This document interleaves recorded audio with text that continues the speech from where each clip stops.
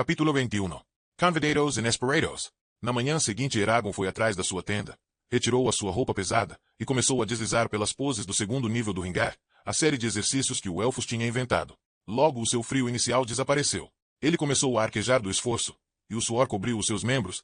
Foi difícil para ele segurar os seus pés ou as suas mãos quando estava contorcido em uma posição que sentiu como se ele fosse rasgar os músculos dos seus ossos. Uma hora depois, ele terminou o ringar, secando as suas palmas no canto da sua tenda. Ele desembainhou o sabre e praticou a sua arte de espadachim durante outros 30 minutos. Ele teria preferido continuar familiarizando-se com a espada o resto do dia, já que ele sabia que a sua vida poderia depender da sua habilidade com ela. Mas o casamento de Horan aproximava-se rápido, e os aldeões tinham que ter toda a ajuda que eles conseguissem adquirir para concluir as preparações a tempo. Eragon tomou banho na água fria e se vestiu e estava refrescado. Logo ele e Saphira chegaram onde Elaine vigiava a cozinha de Horan e a festa de casamento de Caitriona. Bloodar e os seus companheiros seguiram aproximadamente uma dúzia de jardas atrás, deslizando entre as tendas com a tranquilidade secreta. Ah, que bom, Eragon, disse Elaine. Eu estava esperando que você viesse. Ela esteve com ambas as mãos pressionando as suas pequenas costas para aliviar o peso da sua gravidez. Indicando com o seu queixo para além de uma linha de salivas e caldeirões suspendeu por cima de uma cama de carvão. Para além de uma moita de homens que matam um servo, 3 fornos temporários passados construídos de lama e pedra, e para além de uma pilha de barris em direção a uma linha do jogo de pranchas em tocos que 6 mulheres usavam como balcão, ela disse. Há ainda 20 quilos de massa de pão que têm de ser amassados. Você dará disso conta, por favor. Então ela olhou os calos com desagrado nos nós dos dedos. E tente não conseguir mais desses na massa de pão e está bem. As 6 mulheres que estavam nas pranchas, que incluíram Felda e Birgi, calaram-se quando Eragon tomou o seu lugar entre elas. Poucas tentativas suas de reiniciar a conversação falharam, mas depois de um tempo, quando ele tinha desistido de tentar ficar à vontade com elas e se concentrava no que amassava, elas retomaram a falar do seu próprio assunto. Eles falaram de Horan e Caitriona e que os dois seriam felizes e da vida dos aldeões no campo e de a sua viagem dali. E logo sem preâmbulo, Felda deu uma olhada em Eragon e disse: A sua massa de pão parece um pouco pegajosa. Você não deve acrescentar um pouco de farinha. Eragon verificou a coerência. Você tem razão. Obrigado. Felda sorriu, e depois que fez isto, as mulheres o incluíram na sua conversação. Enquanto Eragon trabalhou na massa de farinha quente, Saphira pode aquecer em um remendo próximo da grama. As crianças de Carvajal tinham tirado proveito dela. Os guinchos risonhos acentuaram a franja mais profunda das vozes dos adultos. Quando um par de cães sujos começou a ladrar para Saphira, ela levantou a sua cabeça da terra e rosnou para eles. Eles fugiram chorando. Todo mundo na clareira foi alguém que viu Eragon crescer. Rost e Fis foram do outro lado das salivas, construindo mesas da festa. Kisel esfregava o sangue do servo dos seus antebraços. Albriec, Baldor, Mandel e vários outros dos homens mais jovens transportavam a ferida de polos com faixas em direção à colina onde Horan e Caitriona desejaram estar casados. O taberneiro Morn fez a mistura da bebida de casamento, com sua esposa, Tara, mantendo 3 frascos e um barril para ele. Alguma centena de pés longe, Horan gritava algo em um motorista de mula que tentava dirigir as suas cargas pela clareira.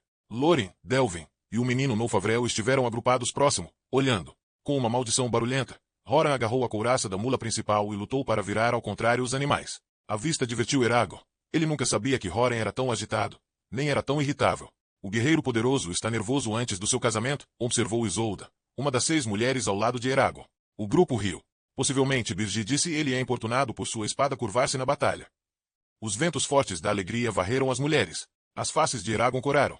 Ele conservou o seu olhar fixo e concentrou-se na massa de farinha em frente dele e aumentou a velocidade do que amassava. Os xistes indecentes foram comuns em casamentos, e ele tinha gostado da sua ação antes. Mas a audição deles dirigido no seu primo desconcertou-o. A gente que não seria capaz de assistir ao casamento estava tanto na mente de Eragon como aqueles que poderiam. Ele pensou em Bird, Kimby, Par, Ida, Elmund Jovem, Kelby, e os outros quem tinha morrido por causa do Império.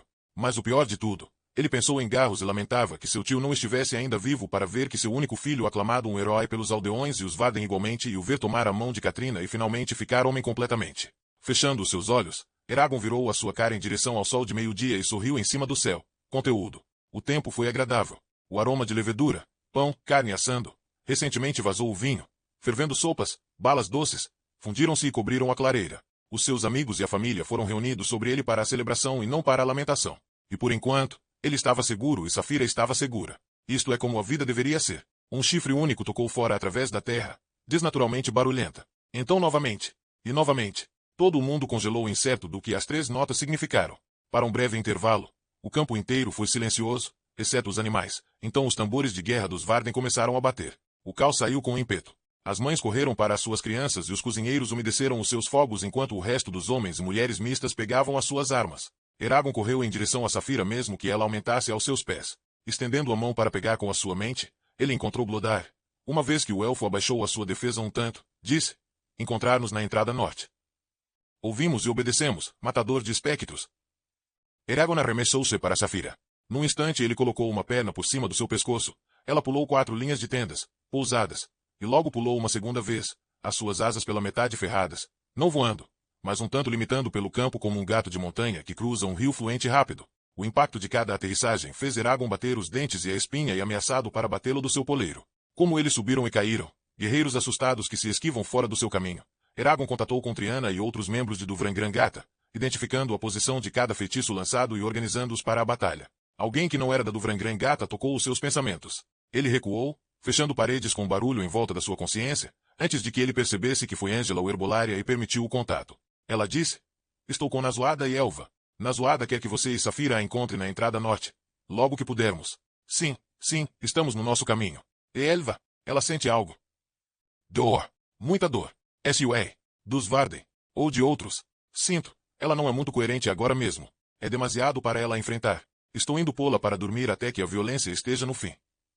Angela separou a Knexel. Como um carpinteiro que expõe e examina os seus instrumentos antes de começar um novo projeto, Eragon reviu as defesas que ele tinha colocado em volta dele.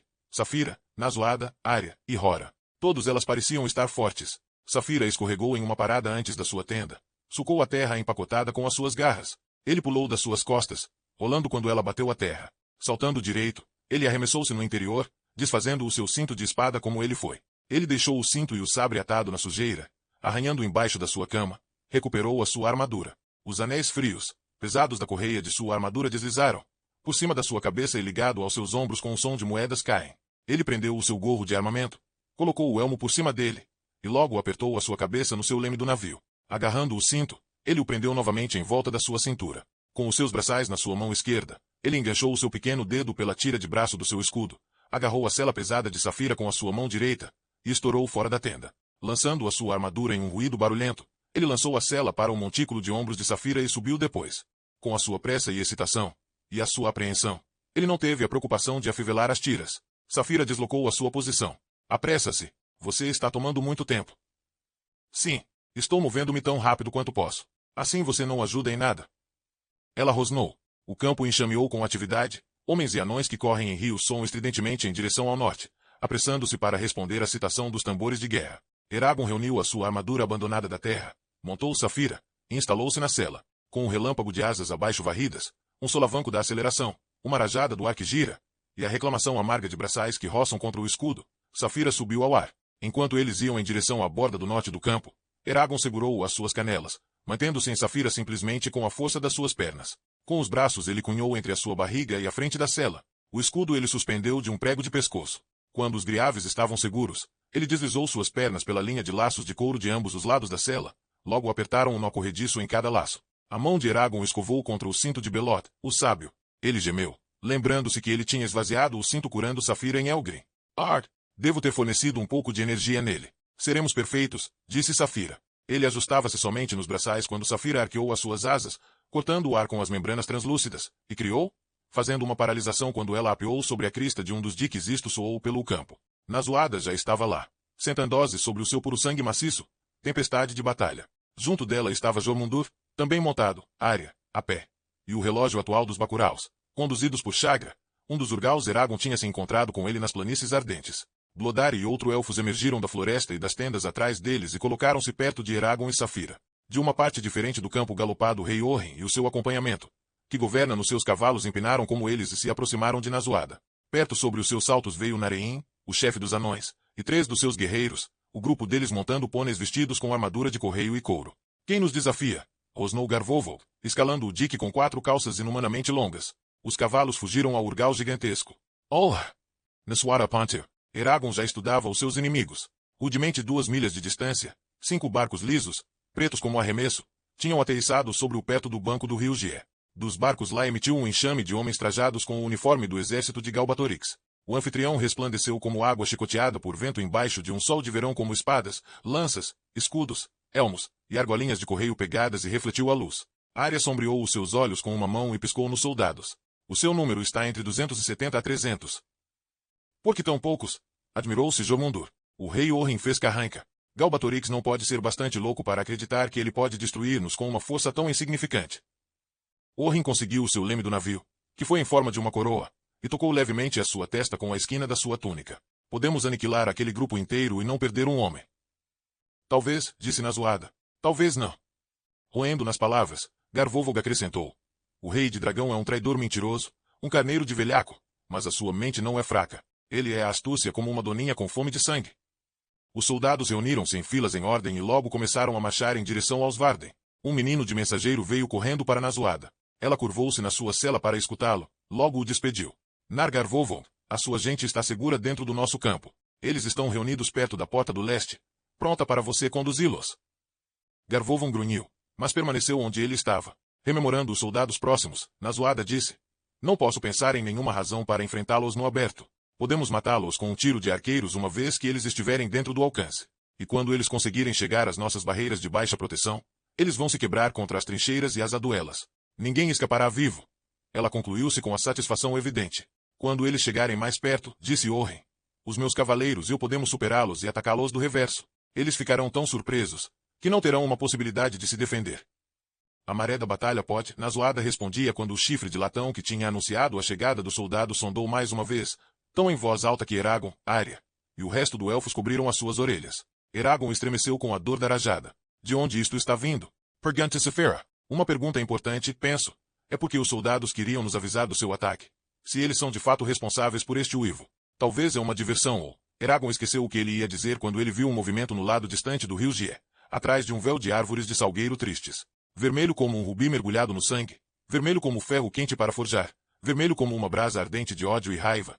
Thor apareceu acima das árvores lamacentas. E sobre as costas do dragão brilhante, estava sentado Murtag com sua armadura de aço brilhante, empunhando Zarhok alto por cima da sua cabeça. Eles vieram por nós, disse Safira. As tripas de Eragon contorceram-se. E ele sentiu o próprio medo de Safira como uma corrente de água bilhosa que examina a sua mente.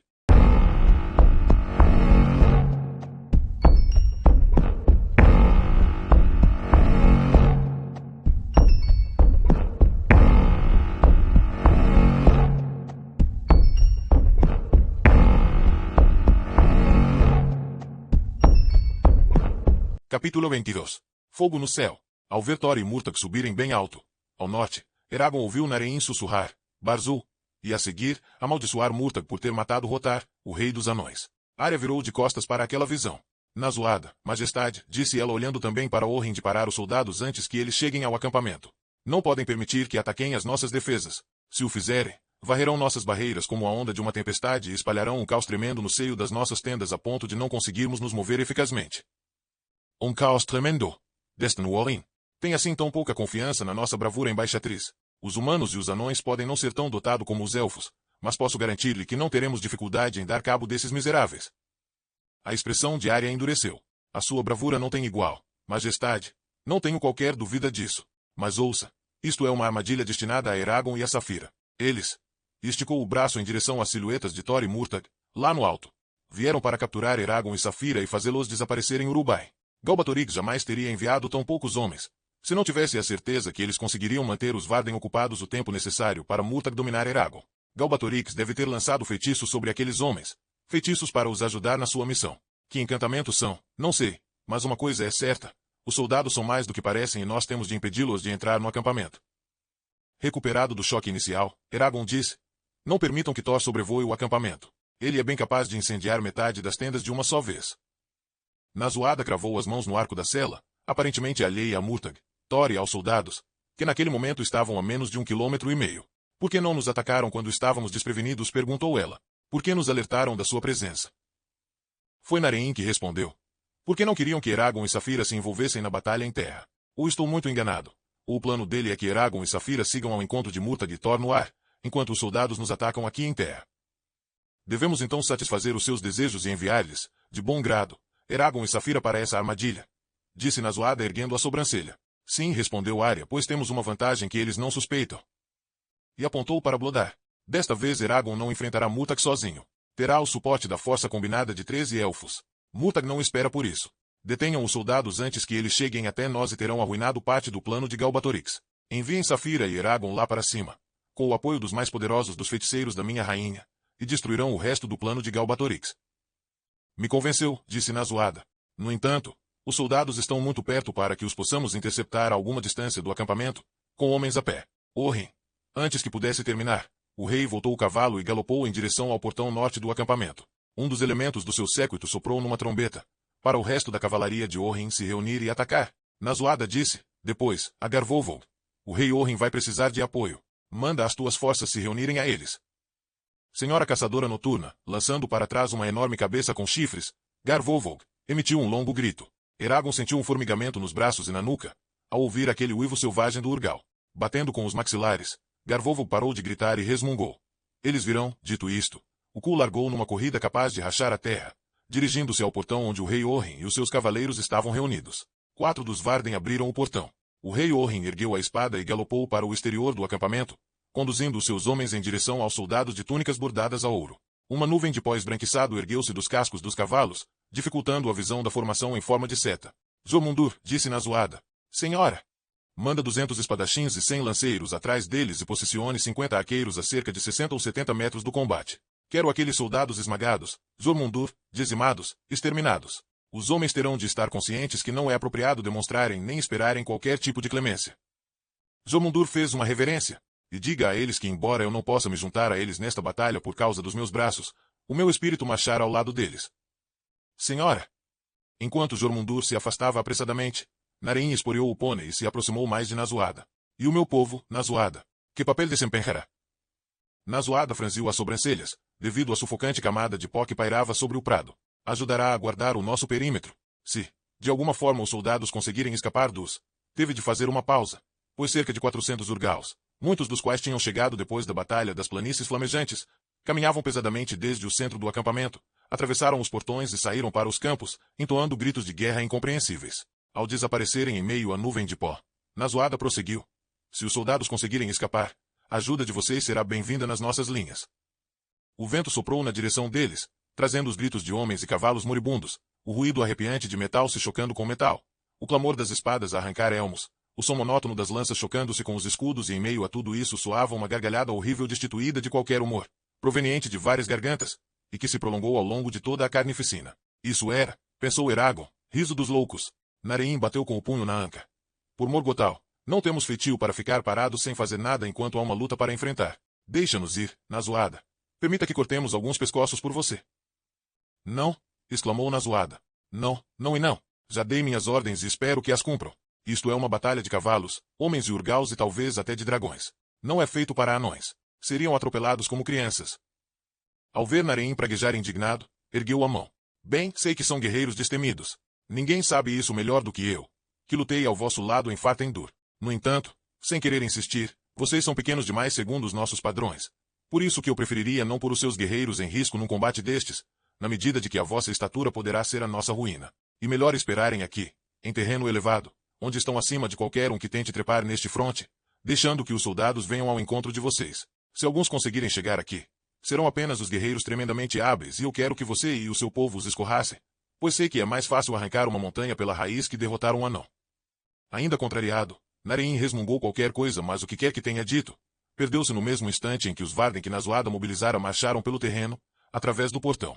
O ruído dos pés a bater no chão e o equipamento a chacoalhar, foi desvanecendo à medida que os homens se afastavam do acampamento. Depois o vento intensificou-se, convertendo-se numa brisa contínua que voltou a arrastar aquele riso sinistro, vindo da batalha. Momentos depois, um grito mental extraordinariamente poderoso abalou as defesas de Eragon, arrasando a sua consciência e deixando-o numa angústia terrível ao ouvir um homem dizer, não, ajudem-me. Eles não morrem. Angvar que os leve, eles não morrem. Depois, a ligação entre as suas mentes quebrou. Eragon engoliu seco ao perceber que o homem morrera. Nazoada remexeu-se na cela, com um ar tenso.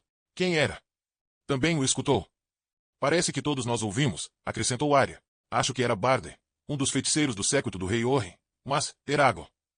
Enquanto o rei Orrin e os seus homens enfrentavam os soldados, Thor descrevia círculos cada vez mais altos. Mas, agora, o dragão estava imóvel no ar, entre os soldados e o acampamento. Entretanto, a voz de Murtagh, amplificada por magia, ecoava através dos campos. Eragon, vejo você aí escondido atrás das saias de Nazoada. Venha me enfrentar, Eragon. É o nosso destino. Ou é um covarde, matador de espectros? Safira respondeu por Eragon, erguendo a cabeça e rugindo ainda mais alto que a voz potente de Murtagh. descarregando a seguir um jato crepitante de fogo azul, numa extensão de 6 metros. Os cavalos próximos de Saphira, incluindo o de Nazoada, escapuliram-se, deixando Saphira e Eragon sozinhos com os elfos no aterro. Aproximando-se de Saphira, Arya colocou a mão na perna esquerda de Eragon, fitou-o com os seus olhos verdes oblíquos e disse: "Aceite isso de mim, Shurtuggal", disse ela. De imediato, ele sentiu uma onda de energia percorrer-lhe o corpo.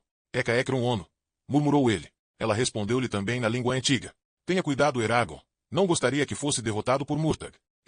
E parecia querer dizer algo mais, mas hesitou, tirando a mão da perna dele e recuando para junto de Blodar. "Voa bem, Batskular", entoaram os elfos no instante em que Saphira se lançou do aterro. Enquanto Saphira voa em direção a Thor, Eragon ingressou sua mente com a dele, depois com de Arya, e através de Arya com Blodar e os restantes 11 elfos. Por ter Arya como ponto focal entre ele e os elfos, Eragon precisa apenas se concentrar nos pensamentos de Arya e de Saphira, que jamais o distrairiam durante a luta.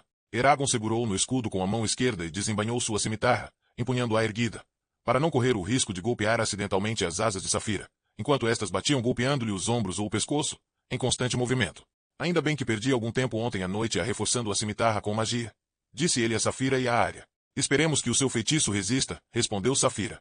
"Lembra-se", acrescentou Arya, "mantenha-se o mais próximo possível de nós. Quanto mais distante estiver, mais difícil será mantermos um vínculo com você." Thor não mergulhou em direção a Saphira, nem tentou atacá-la de qualquer outra forma, quando ela se aproximou. Em vez disso, desviou-se das asas rígidas, permitindo que ela ficasse no mesmo nível, sem lhe tocar. Os dois dragões equilibraram-se sobre as correntes de ar quente, virando-se um para o outro, preservando entre si um espaço de 45 metros, com a ponta espinhosa das caudas a oscilar, ambos rugindo ferozmente de focinhos arreganhados. "Ele está maior", comentou Saphira. "Passaram-se menos de 2 semanas desde que lutamos pela última vez e ele já cresceu pelo menos 1 metro. Ela tinha razão. Thor crescerá e tinha o peito mais fundo do que da primeira vez que se tinham confrontado nas planícies flamejantes. Era pouco mais velho que uma cria, mas estava quase tão corpulento como Saphira." Eragon desviou relutantemente o olhar do dragão para o cavaleiro. Murtagh apresentava-se de cabeça descoberta e os seus longos cabelos negros flutuavam atrás como uma juba lisa. Exibia uma expressão dura, mais do que Eragon jamais vira nele. Este sabia que, naquele momento que Murtagh não iria nem poderia mostrar qualquer compaixão. Com o volume de voz substancialmente reduzido, mas ainda mais elevado que o normal, Murtagh disse: "Você e Saphira nos causaram muita dor, Eragon. Galbatorix ficou furioso conosco por nós deixarmos vocês partirem. Depois que vocês mataram os Hazak, a sua ira foi tal que matou 5 criados. Em seguida, descarregou a sua fúria em Thor e em mim. Ambos sofremos terrivelmente por sua causa. Não voltaremos a fazer o mesmo." E ergueu o braço para trás, como se Thor estivesse prestes a atirar-se e ele a investir contra Eragon e Saphira. "Spear!" gritou Eragon. "Eu sei uma forma de ambos se libertarem dos juramentos que fizeram a Galbatorix." Uma expressão de ânsia desesperada transfigurou as feições de Murtagh, que baixou o Zarhok alguns centímetros. A seguir, esboçou uma expressão desagradável e cuspiu em direção ao chão e gritou: "Não acredito em você. Isso não é possível." Deixa-me apenas explicar." Murtagh parecia lutar consigo mesmo, e por instantes, Eragon pensou que ele recusaria. Virando a cabeça para trás, Thor fitou Murtagh e algo se passou entre os dois. "Maldito seja, Eragon", disse Murtagh, pousando Zarhok na parte frontal da cela. "Maldito seja por nos aliciar com isso.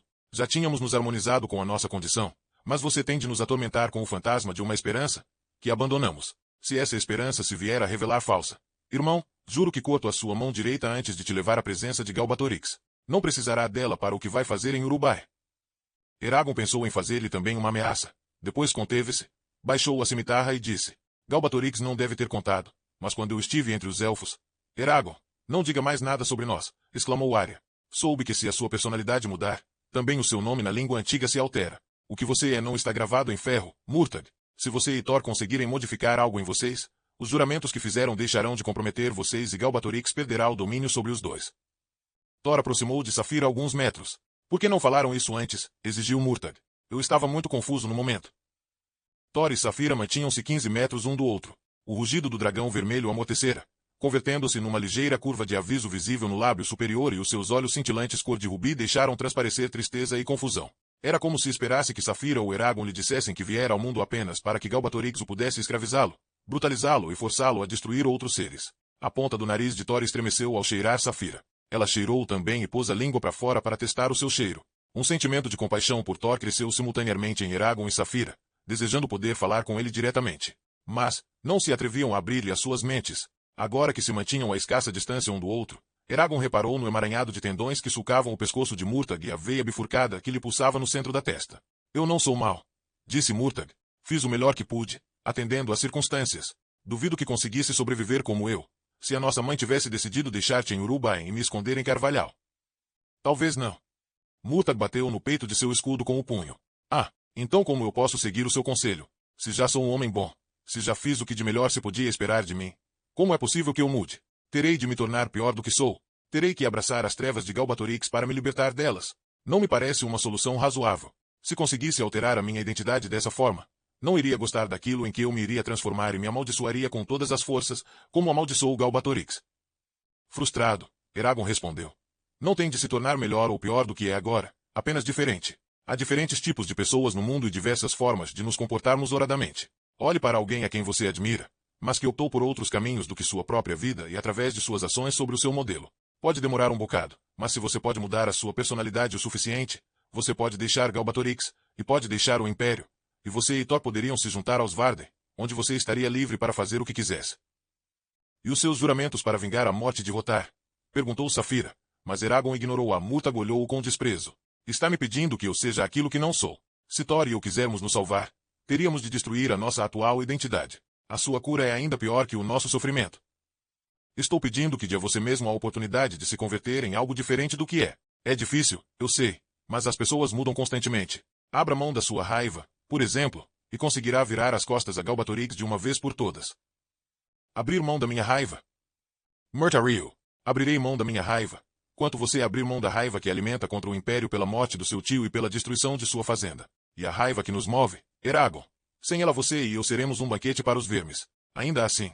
Murtagh semicerrou os olhos, tocando em Zarhok, com os tendões do pescoço visivelmente menos salientes, embora na testa a veia bifurcada continuasse inchada como sempre. O conceito é intrigante, admito. Talvez possamos debruçarmos sobre ele, quando estivermos os dois em Urubai. Quer dizer, isto se o rei permitir que fiquemos a sós. É claro que poderá decidir manter-nos separados permanentemente. Era o que eu faria, se estivesse na sua posição. Eragon apertou os dedos em torno do punho da cimitarra. Parece convencido que o acompanharemos à capital. Ah, mas claro que vão me acompanhar, irmão. Um sorriso torto surgiu na boca de Murtagh. Mesmo que quisesse, Thor e eu não podemos, de um momento para o outro, mudar quem somos. Logo, até o dia em que essa oportunidade surgir, continuaremos a dever obediência a Galbatorix e ele ordenou-nos, em termos muito claros, para levarmos a ambos à sua presença. Nenhum de nós faz menções de voltar a enfrentar o descontentamento do rei. Já os derrotamos uma vez, por isso, não será grande proeza consegui-lo de novo. Um fiapo da chama escapou de entre os dentes de Saphira. Eragon teve de sufocar uma similar resposta em palavras. Se ele perdisse o controle do seu temperamento agora, a carnificina seria inevitável. Por favor, Murtagh e Thor, não querem pelo menos tentar o que eu sugere? Não sentem desejo de resistir a Galbatorix. Jamais se livrarão dele, a não ser que estejam dispostos a desafiá-lo. Você subestima Galbatorix, Eragon, rugiu Murtagh. Desde que recrutou o nosso pai, há mais de 100 anos, que ele cria escravos de nome. Acha mesmo que Galbatorix desconhece que o verdadeiro nome das pessoas pode mudar ao longo da sua vida? Certamente, ele tomou precauções contra essa eventualidade. Se o meu verdadeiro nome, ou o de Thor mudassem neste instante, muito provavelmente desencadearia um feitiço alertando Galbatorix para a mudança. Depois, nos forçaria a regressar até ele em Urubai, para que pudesse submeter-me novamente a ele. Mas apenas se adivinhasse os seus novos nomes. É um grande especialista na matéria, disse Murtagh, erguendo Zarhog da cela. Talvez usemos a sua sugestão no futuro, mas só depois de a estudarmos e nos prepararmos cautelosamente, para que eu e Thor não reconquistemos a nossa liberdade e Galbatorix volte a tirá-las de nós no instante seguinte. E ergueu Zarhog em peso, cuja lâmina incandescente da espada cintilou. Portanto, não temos outra alternativa senão levarmos vocês para Urubai. Irão por bem. Incapaz de se conter por mais tempo, Eragon replicou. Seria mais fácil arrancar o meu próprio coração. Então é melhor arrancar o meu, replicou Murtagh, erguendo Zarhog bem alto e emitindo um grito de guerra selvagem, rugindo em uníssono. Thor bateu as asas 2 vezes e rapidamente subiu acima de Saphira. Ao elevar-se, torceu o corpo em semicírculo, para que a cabeça ficasse sobre o pescoço de Saphira, com o intuito de a imobilizar numa só dentada na base do crânio. Saphira não esperou por ele. Inclinou-se para frente, girando as asas nas articulações dos membros, e por uma fração de segundo, ficou voltada para baixo, com as asas paralelas com o solo manchado de pó, apoiando toda sua massa instável. Em seguida, recolhendo a asa direita, balançou a cabeça para a esquerda e a cauda para a direita, movendo-se no sentido horário. A cauda musculosa apanhou Thor no flanco esquerdo, no instante em que este voava na sua direção, fraturando-lhe a asa em 5 pontos diferentes. As extremidades fraturas dos ossos ocos de voo de Thor rasgaram-lhe a pele, e rompendo por entre as escamas brilhantes. Gotas de sangue de dragão choveram em abundância sobre Eragon e Safira. Uma pingou sobre a parte de trás da touca de Eragon, escorrendo-lhe para a pele através da cota de malha. Quanova como olhou fervido. Ele mexeu o pescoço na tentativa de limpar o sangue. O rugido de Thor era agora um gemido de dor, perdendo altitude em relação a Safira, ao mostrar-se incapaz de se sustentar acima dela. Bom trabalho! Gritou Eragon para Safira enquanto esta se endireitava. De um plano mais elevado, Eragon viu Murtagh tirar um pequeno objeto circular do cinto e encostá-lo ao ombro de Thor. Embora não sentisse qualquer fluxo de magia em Murtagh, o objeto que segurava na sua mão brilhou e a asa partida de Thor deu um solavanco. No momento em que os ossos voltavam ao lugar, os músculos e os tendões ondulavam e os rasgões desapareciam. Finalmente os ferimentos na pele de Thor desapareceram. Como ele fez aquilo? Exclamou Eragon. Arya respondeu. Anteriormente deve ter embutido o objeto num feitiço de cura. Também devíamos ter pensado nisso. Já com os ferimentos sarados, Thor interrompeu a queda, subindo em direção a Safira a uma velocidade prodigiosa, ao cauterizar o ar como uma lança incandescente de fogo vermelho e espesso. Safira mergulhou na direção dele, espirrando uma torrente de chamas e atingindo Thor no pescoço, fazendo com que este se afastasse assustado, arranhando-lhe os ombros e o peito com as garras da frente e a ponta da asa direita apunhalou Murtagh batendo-os na sela. O cavaleiro recuperou-se rapidamente e golpeou a asa de Safira, abrindo-lhe um rasgão de 1 metro na membrana da asa. Sibilando, Safira chutou Thor para longe, com as patas traseiras, largando um jato de fogo que se dividiu, passando inofensivamente rente aos dois lados de Thor. Eragon sentiu o ferimento de Safira latejar e analisou o corte ensanguentado, refletindo a uma velocidade vertiginosa. Se estivesse lutando com outro mágico que não fosse Murtagh, não se atreveria a lançar um feitiço no decurso das hostilidades, pois seria mais provável que o mágico pensasse que estava prestes a morrer e respondesse com um ataque mágico sem precedentes. Mas com Murtagh era diferente. Eragon sabia que Galbatorix ordenara a Murtagh que os capturasse e não que os matasse. Não importa o que eu fizer, pensou Eragon, ele não vai tentar me matar. Seria seguro curar Safira, concluiu. Foi então que ele percebeu, ainda que tardiamente, que poderia atacar Murtagh com os feitiços que quisesse, pois este não poderia responder de uma forma letal. Mesmo assim, intrigava o fato de Murtagh ter utilizado um objeto encantado para curar os ferimentos de Thor, em vez de ele próprio lançar um feitiço. Safira disse, talvez queira preservar a sua força, ou talvez para não te assustar. Galbatorix não ficaria nada satisfeito se, ao usar magia, Murtagh te fizesse entrar em pânico e consequentemente matasse Thor e Murtagh, ou mesmo a você próprio. Lembre-se, a grande ambição do rei é ter nós 4 sob o seu comando e não mortos, pois dessa forma ficaríamos longe do seu alcance. Deve ser isso, concordou Eragon. Quando se preparava para sarar a asa de Safira, Arya disse, espera, não faça isso.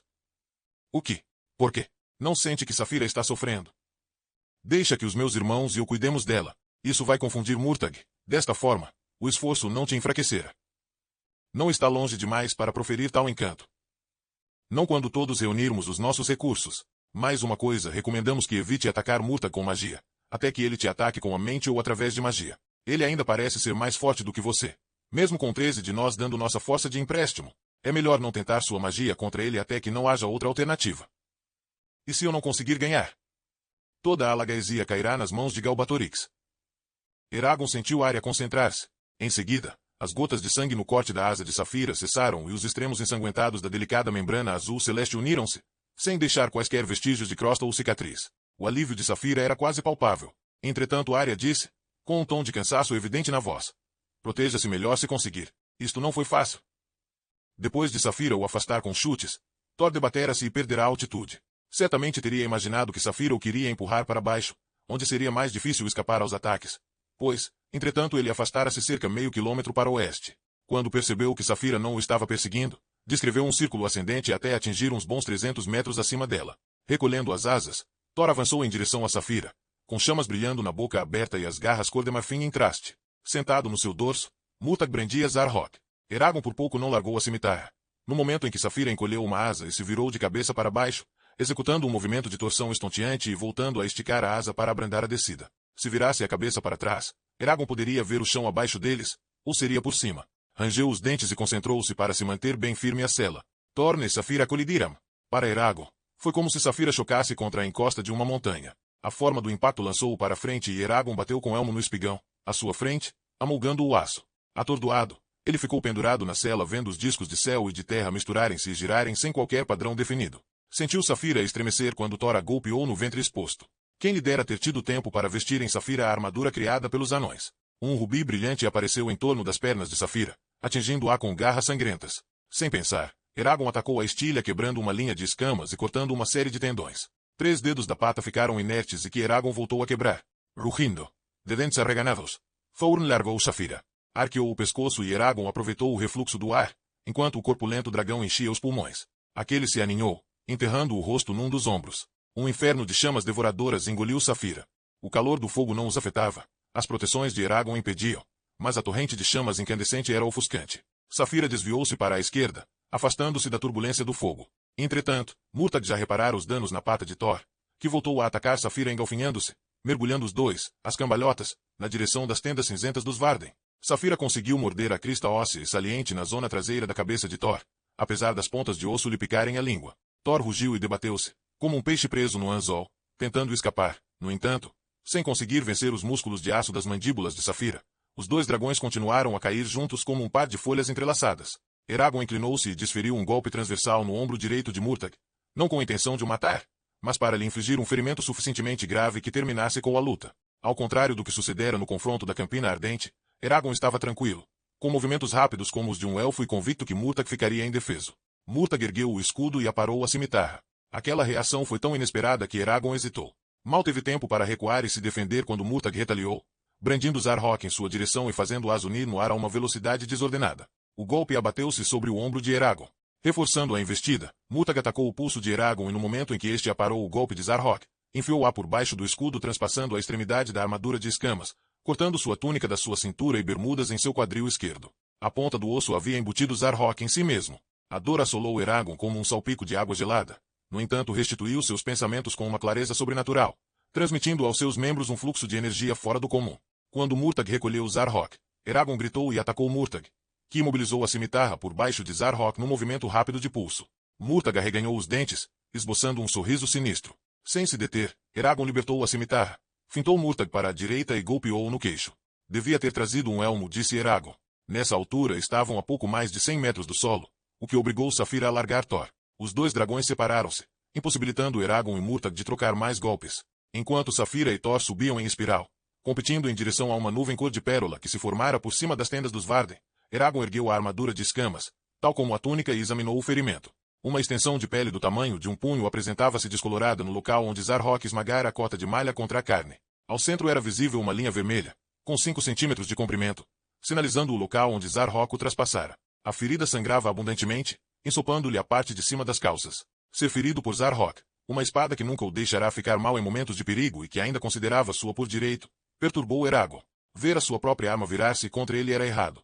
Tratava-se de uma aberração e todos os seus instintos se insurgiam. Saphira estremeceu ao voar através de um redemoinho de ar e Eragon vacilou, sentindo novamente a dor a massacrar-lhe o ferimento. Ainda bem que não lutamos no chão, pensou, pois ele não acreditava que suportasse o seu peso com esse ferimento. Arya, chamo Eragon. Quer curar-me? Ou faço eu próprio Murtagh que me detenha se puder? Nós tratamos disso, respondeu Arya. Talvez consiga apanhar Murtagh de surpresa, se ele pensar que ainda está ferido. Ah, espera. Por quê? Tenho que lhe dar permissão. Com minhas palavras bloquearam o feitiço. Inicialmente não se recordava da frase, mas decorridos uns instantes, lembrou-se da construção da proteção murmurando na língua antiga. Concordo em deixar Arya, filha de Slanzadi, lançar-me um feitiço. Temos de falar nas suas proteções quando não estiver distraído, e se estivesse inconsciente, como poderíamos cuidar de você? Pareceu-me uma boa ideia depois do que se passou na Campina Ardente. Murtagh imobilizou-nos com magia. Não quero que ele nem ninguém possa lançar feitiços contra nós sem a nossa permissão. Nem devem, mas há soluções mais elegantes. Eragon contorceu-se na cela, enquanto a magia dos elfos fazia efeito. Entretanto começou a sentir picadas e coceiras no local do ferimento como se a área estivesse coberta de ferrões de abelha. Quando a coceira passou, Eragon enfiou a mão debaixo da túnica e ficou fascinado ao sentir a pele macia. Muito bem, disse ele, rolando os ombros. Vamos ensiná-los a temer os nossos nomes. Deparando-se com a nuvem cor de pérola crescendo à sua frente, Saphira curvou-se para a esquerda, enquanto Thor tentava virar. Mergulhou no coração da nuvem, onde tudo se tornou frio, úmido e branco. Depois saiu disparada pelo lado oposto, a retaguarda de Thor e escassos metros acima. Num rugido triunfal, Saphira lançou-se sobre Thor e agarrando-o pelos flancos enterrou-lhe as garras nas coxas e ao longo da coluna. Depois, esticando a cabeça para frente, abocanhou-lhe a asa esquerda e trincou-a, infligindo-lhe pequenas incisões com os dentes afiados como lâminas. Thor contorceu-se e gritou, ecoando um som horrível que Eragon jamais supôs que os dragões emitissem. Tenho ele preso, disse Saphira. Posso rasgar-lhe a asa, mas preferia não o fazer. O que quer que faça a seguir, haja rápido para que a queda não se torne demasiadamente longa. De rosto pálido e manchado de sangue seco, Murtagh apontou a Zarhok para Eragon. A espada estremeceu no ar e a consciência Eragon era invada por um raio colossal. Aquela estranha presença na mente em busca de pensamentos, a fim de os aprisionarem e submeter-se à aprovação de Murtagh. Como na Campina Ardente, Eragon percebeu que a mente de Murtagh parecia abrigar uma multidão, como se um coro confuso de vozes murmurasse sobre os pensamentos tumultuosos de Murtagh. Eragon interrogou-se se Murtagh não teria um grupo de mágicos apoiando, como os elfos o estavam a fazer. Com grande dificuldade, Eragon esvaziou a mente de tudo, exceto a imagem de Zarhok, concentrou todo o seu poder mental na espada e serenou a sua consciência, até atingir a calma da meditação, para que Murtagh não conseguisse encontrar nada onde firmar os pés dentro dele. Depois Thor resistiu debaixo deles, e por instantes, a atenção de Murtagh dispersou-se, pelo que Eragon lhe lançou um violento contra-ataque, agarrando-se com toda a força à consciência de Murtagh. Enquanto caíam, lutavam em silêncio, avançando e recuando nos confins da mente um do outro. Algumas vezes Eragon parecia estar em supremacia, outra seria Murtagh, mas nenhum conseguia derrotar o outro. Em seguida, Eragon olhou para o chão que se aproximava deles velozmente e percebeu que aquela luta teria de ser decidida recorrendo a outros meios. Baixando a cimitarra, de forma alinhada com Murtagh, Eragon gritou: Leta! O mesmo feitiço que Murtagh usará contra ele no confronto anterior. Era um pedaço de magia simples, que unicamente prenderia os braços e o torso de Murtagh, permitindo que competissem diretamente e descobrissem qual teria mais energia disponível. Murtagh murmurou um contrafeitiço, cujas palavras se perderam sob os rugidos de Thor e os uivos do vento. A pulsação de Eragon acelerava à medida que a força nos seus membros diminuía. Após esgotar praticamente todas as suas reservas e se sentir enfraquecido pelo esforço, Saphira e os elfos transferiram energia dos seus corpos, permitindo que o feitiço se mantivesse. Murtagh, que se mostrava presumido e confiante, agora estava cheio de raiva. Eragon continuava a restringir-lhe os seus movimentos. Durante aquela disputa, Eragon e Murtagh mantiveram o cerco na mente de ambos. Eragon sentiu que a energia que Arya lhe canalizava declinava-se uma vez e depois outra, deduzindo que 2 dos feiticeiros sob seu comando de Bloodar teriam desmaiado. Murtagh não aguentará muito mais tempo, pensou ele, mas de imediato teve que lutar para recuperar o controle da mente, pois aquela quebra de concentração permitirá que Murtagh entrasse. A força de Arya e dos outros elfos estava reduzida à metade e mesmo Saphira tremia de exaustão. Todavia, no instante em que Eragon se convenceu que Murtagh iria ganhar, este lançou um grito angustiado, fazendo com que Eragon se libertasse de um peso enorme e coincidindo com o fato de Murtagh ter deixado de oferecer resistência. Este parecia perplexo perante o sucesso de Eragon. E agora? Perguntou Eragon a Arya e a Saphira. Levamos eles como reféns? Podemos fazer isso. Agora, disse Saphira, tenho de voar. Largou Thor e afastou-se dele debatendo vigorosamente as asas, na tentativa de se manter no ar. Eragon olhou por cima do ombro dela e teve a ligeira impressão de que cavalos e erva manchada pelo sol vinham ao seu encontro. A seguir foi como se um gigante lhe batesse por baixo e tudo escureceu. A primeira coisa que Eragon viu foi uma faixa de escamas do pescoço de Saphira a 3 ou 4 centímetros do seu nariz. As escamas brilhavam como gelo azul cobalto. O cavaleiro teve uma vaga sensação de que alguém tentava alcançar a sua mente a uma grande distância e de ambas as consciências produzirem um intenso sentimento de urgência. À medida que recuperava as faculdades, Eragon percebeu que era Arya. Ela disse: quebre o feitiço, Eragon. Matarás a todos se continuar. Quebre o Murtagh, está longe demais. Acorda, Eragon, ou irá para o vazio. Eragon deu um salto e endureceu em sua cela, sem reparar que Saphira estava agachada no meio de um círculo de cavaleiros do rei Orren. Arya não estava à vista. De novo alerta, Eragon percebeu que o feitiço que lançara sobre Murtagh continuava a sugar-lhe energia em quantidades enormes. Se não fosse a ajuda de Saphira, de Arya dos outros elfos, ele já teria morrido. Eragon quebrou o fluxo de magia e, de imediato, procurou Murtagh e Thor no solo. Ali, disse Saphira, apontando com o focinho. Voa a baixa altitude, rumo a nordeste. E Eragon distinguiu a forma cintilante de Thor. O dragão deslocava-se em direção ao rio Gié, fugindo para junto do exército de Galbatorix, que estava a alguns quilômetros. Como é possível? Murtagh tornou a curar Thor, que teve a sorte de aterrissar na encosta de uma colina. Correu através dela abaixo e levantou o voo, antes de você recuperar a consciência. A voz amplificada de Murtagh ecoou pela paisagem ondulante. Não pensem que ganharam, Eragon e Saphira. Voltaremos a encontrar-nos, prometo. Eu e Thor derrotaremos vocês ao regressarmos ainda mais fortes do que estamos agora. Eragon apertou com tanta força o escudo e a cimitarra que ficou com as unhas sangrando. Acha que consegue derrotá-lo? Talvez, mas os elfos não poderiam ajudá-la a uma distância tão grande e duvido que conseguíssemos ganhar sem o seu apoio. Talvez consigamos. Eragon silenciou, batendo na perna ao sentir-se frustrado. Raels, sou um idiota. Esqueci-me de Eren. Podíamos ter usado a energia armazenada no Anel de Bron para nos ajudar a derrotá-los. Tinhas outras coisas em mente. Qualquer pessoa poderia ter cometido o mesmo erro. Talvez, mesmo assim gostaria de me ter lembrado de Eren mais cedo. Podíamos ainda usá-lo para apanhar Thor e Murtagh. E depois? Pergunte Saphira. Como íamos manter os prisioneiros? Iria drogá-los? Como Durfa te drogou em Gilead? Ou quer simplesmente matá-los? Não sei. Poderíamos ajudá-los a mudar os seus verdadeiros nomes, para quebrarem o juramento que fizeram a Galbatorix. Por outro lado, é demasiado arriscado deixá-los andando por aí à vontade. Arya disse, em teoria você está certo, Eragon, mas você está cansado e Saphira também.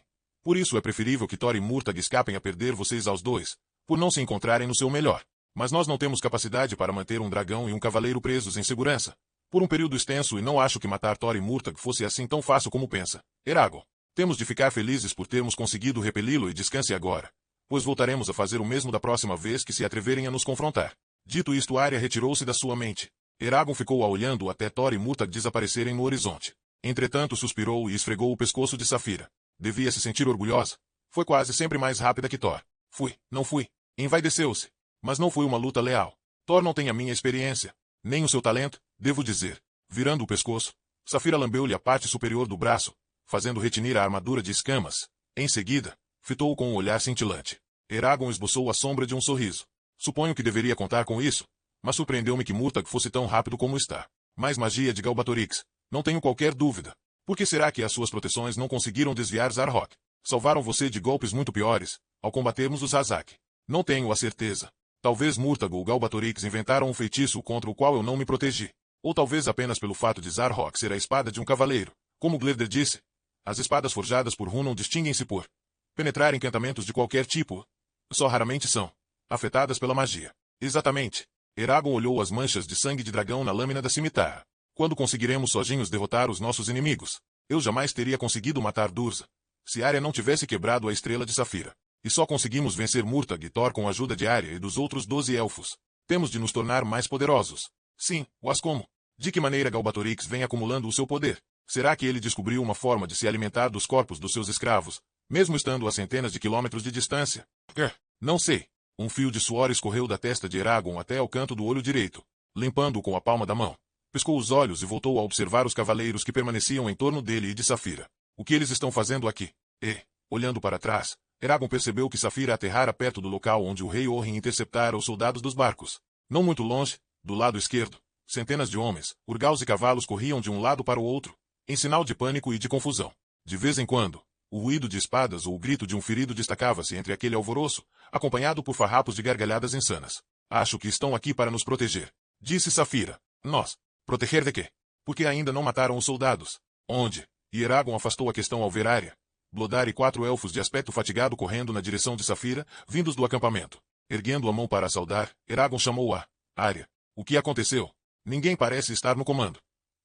Desencadeando o pânico em Eragon, Arya estava tão ofegante que não conseguiu falar durante uns instantes. A seguir, ela respondeu. Os soldados são mais perigosos do que prevíamos. Não sabemos em que aspecto. Os do Vrangrangata ouviram apenas disparates da boca dos feiticeiros do rei Orrin. Enquanto recuperava o fôlego, Arya começou a examinar os cortes de Saphira. Antes que Eragon continuasse perguntando mais algumas coisas, uma série de gritos de entusiasmo de dentro do turbilhão de guerreiros. Abafando o tumulto, ele ouviu o rei Orrin gritar. Para trás! Todos para trás! Arqueiros mantenham atrás das linhas. Rails! Que ninguém se mexa! Já o apanhamos! Saphira teve o mesmo pensamento que Eragon. Apoiando-se nas patas, saltou por cima do anel de cavaleiros, assustando cavalos que se empinaram e rugiram, e atravessou o campo de batalha coberto de cadáveres, em direção à voz do rei Orrin, varrendo homens e urgaus, como talos de erva. Os elfos corriam para o acompanhar, de espadas e arcos em punho. Saphira encontrou Orrin, montado no seu cavalo de carga, na dianteira dos soldados espremidos uns contra os outros, olhando para um homem sozinho, a cerca de 12 metros. O rei estava assustado e de olhos arregalados, com a armadura coberta de sujeira da própria da batalha. Fora ferido debaixo do braço esquerdo e tinha vários centímetros da haste de uma flecha saindo da coxa direita. Logo que percebeu da aproximação de Saphira, a expressão no seu rosto foi a de um súbito alívio. Ainda bem que está aqui, murmurou ele, logo que Saphira rastejou para o lado do seu cavalo. Nós precisávamos de você, Saphira, e de você também, matador de espectros. Um dos arqueiros aproximou-se a escassos centímetros. Orrin, de imediato, brandiu a espada na direção dele e gritou. Para trás. Corto a cabeça de quem não ficar onde está. Juro pela coroa de Angvard. Depois voltou a olhar para o homem solitário. Eragon seguiu seu olhar. O indivíduo era um soldado de estatura média, exibindo uma marca de nascença vermelha no pescoço e cabelo castanho achatado pelo elmo que usara. Tinha o escudo despedaçado. A espada estava rachada, dobrada e partida. Faltavam-lhe 15 centímetros. Um rio de lama empapava-lhe as pernas da cota de malha. Estava coberto de sangue, devido a um golpe profundo ao longo das costelas. Uma flecha com penas brancas atravessava-lhe o pé direito, prendendo-o ao chão. 3/4 da flecha estavam enterrados na terra batida. Uma assustadora gargalhada gorgolejante emanava da sua garganta. O som subia e descia numa cadência bêbada, saltando de nota em nota como se o homem estivesse prestes a gritar de pavor. Quem é você? Gritou o rei Oren. Como o soldado não responderá de imediato, o rei praguejou e ordenou-lhe. Responde-me ou mando os meus feiticeiros tratarem de você. É um homem, um animal ou um demônio deformado? De que buraco imundo Galbatorix desenterrou você? Assim como aos seus irmãos. É da família dos Hazak. A última pergunta do rei funcionou como uma agulhada para Eragon, que logo se endireitou, com todos os sentidos em alerta. As gargalhadas pararam por instantes. Homem. Sou um homem. Nunca vi nenhum homem como você. Queria garantir o futuro da minha família. Isso é assim tão estranho para você, surda. Não fale com charadas, seu despojo humano de língua bifurcada. Me explique como se tornou o que é e trate de falar honestamente. Ou vai beber chumbo fervido pela garganta abaixo para ver se isso dói. As gargalhadas dementes intensificaram-se e, a seguir, o soldado acrescentou. Não pode me magoar, surda, ninguém pode. Foi o próprio rei que nos tornou imunes à dor. Em compensação, as nossas famílias viverão o resto das vidas confortavelmente. Podem esconder-se de nós, mas nós continuaremos a persegui-los, mesmo quando qualquer outro homem cairia morto de exaustão. Podem combater-nos, mas nós continuaremos a matá-los enquanto tivermos uma arma nas mãos. Nem sequer podem se render, pois não aceitamos prisioneiros. Nada mais nos resta senão morrer e devolver a paz a esta terra. Fazendo um esgar terrível, o soldado agarrou na flecha com a mão onde tinha o escudo destroncado e arrancou a respectiva flecha do pé, emitindo o ruído de carne rasgando. Ao sair, a flecha exibia pedaços de carne vermelha agarrados. O soldado abanou a flecha na direção deles, atirando-a como um míssil a um dos arqueiros e ferindo-lhe a mão. Rindo mais alto que nunca, o soldado avançou, arrastando o pé ferido. Depois ergueu a espada como se fosse atacar. Matem-no! Gritou Orin. As cordas dos arcos tangeram, acertando dezenas de flechas na direção do soldado, que pouco a pouco o atingiram no torso. 2 das flechas ricochetearam na almofadada e as restantes 3 passaram-lhe a caixa torácica. As gargalhadas converteram-se num riso misterioso à medida que o sangue lhe invadia os pulmões. Mas o soldado continuou avançando, tingindo a terra de vermelho vivo. Os arqueiros voltaram a disparar e as flechas cravaram-se nos ombros e nos braços do homem. No entanto, ele não parou. Seguiu-se uma nova saraivada flechas. O soldado cambaleou, caindo quando uma das flechas atingiu na rótula, outras na parte superior das pernas e uma lhe trespassou o pescoço, abrindo-lhe um buraco na marca de nascença e continuou a zunir ao longo do campo, deixando atrás de si um rastro de sangue. Mesmo assim, o soldado recusava-se a morrer. Começou a rastejar, deslizando para frente com a ajuda dos braços, de boca escancarada, rindo, como se o mundo inteiro não passasse de uma brincadeira obscena que apenas ele conseguia apreciar. Eragon sentiu um arrepio gelado na espinha ao observá-lo. O rei Oren praguejou violentamente e o cavaleiro distinguiu um tanto de histeria na sua voz. Saltando do cavalo, Oren atirou a espada e o escudo para o chão, apontando para o urgal mais próximo. Dê-me seu machado. Surpreendido, o urgal de pele cinzenta hesitou, entregando-lhe em seguida a sua arma. O rei Oren cocheou até ao soldado, ergueu o pesado machado com ambas as mãos e cortou-lhe a cabeça com um único golpe. As Garglehot Cesserum. Os olhos do soldado reviraram-se. A boca mexeu-se durante alguns instantes, e finalmente, ficou imóvel. Oren agarrou na cabeça e ergueu-a, para que todos a vissem. Eles podem ser mortos, declarou. Passem a palavra. A única maneira de deter estas aberrações é decapitando-as. Isso ou esmagar-lhes o crânio com um bastão, ou atingi-los no olho a uma distância segura. Dentes cinzentos, onde você está? Um robusto cavaleiro de meia-idade incitou a sua montada a avançar. Oren afagou-lhe a cabeça, que ele de imediato abaixou. Ponha isso num poste, junto do portão norte do acampamento. Aliás, ponham todas as cabeças, para que eles transmitam a Galbatorix que não receamos os seus truques baixos e que, mesmo assim, sairemos vencedores. Regressando para junto do seu cavalo, Orin devolveu o machado ao urgal e apanhou as suas armas. Eragon avistou Nargar-vovo rodeado por um grupo de Khus, alguns metros de distância. O cavaleiro disse algumas palavras a Saphira e esta se aproximou sorrateiramente dos urgals. Depois de se cumprimentarem com um aceno de cabeça, Eragon perguntou a Garvovog. Todos os soldados eram assim. E apontou para o cadáver coberto de flechas. Nenhum dos homens sentia dor. Atingíamos, pensamos que estavam mortos, viramos costas e eles a seguir cortavam nossos tendões. Garvovog fez uma expressão carrancuda. Perdi muitos homens. Já lutamos com uma imensidão de homens, espada de fogo, mas nunca com estes demônios risonhos. Não é natural. Receamos que estejam possuídos por espíritos sem chifres ou que talvez os próprios deuses estejam contra nós. Que disparate! Desdenou Eragon. É apenas um feitiço de Galbatorix. Em breve, descobriremos uma forma de nos protegermos dele. Apesar da confiança demonstrada, a ideia de lutar contra inimigos que não sentiam dor inquietava-o tanto como aos urgals. Além disso, depois de ouvir Garvovog, Eragon percebeu que seria mais difícil para Nazoada manter a moral dos Varden elevada, logo que soubessem dos soldados. Enquanto os Varden e os Urgaus recolhiam os companheiros tombados, despojando os mortos do equipamento útil, decapitando soldados e reunindo os corpos mutilados numa pilha para os queimar, Eragon, Saphira e o rei Orren regressaram ao acampamento, acompanhados por Arya e os outros elfos. Durante o caminho, Eragon ofereceu-se para sarar a perna de Orren, mas o rei recusou dizendo: "Tenho os meus próprios médicos, matador de espectros." Nazoada e Jormungandr aguardavam a sua chegada no portão norte. Nazoada pergunta: "O que deu errado?" Eragon fechou os olhos, enquanto Orren lhe explicava que, de início, o ataque aos soldados ocorreu bem. Os cavaleiros tinham varrido as fileiras, distribuindo o que julgavam ser golpes letais, à esquerda e à direita, e que sofreram apenas uma baixa durante esse ataque. No entanto, ao mobilizarem os restantes soldados, muitos dos que tinham já sido atingidos, voltaram a erguer-se e a reunir-se à luta. Orren estremeceu. Foi então que perdemos a coragem. Qualquer homem a teria perdido.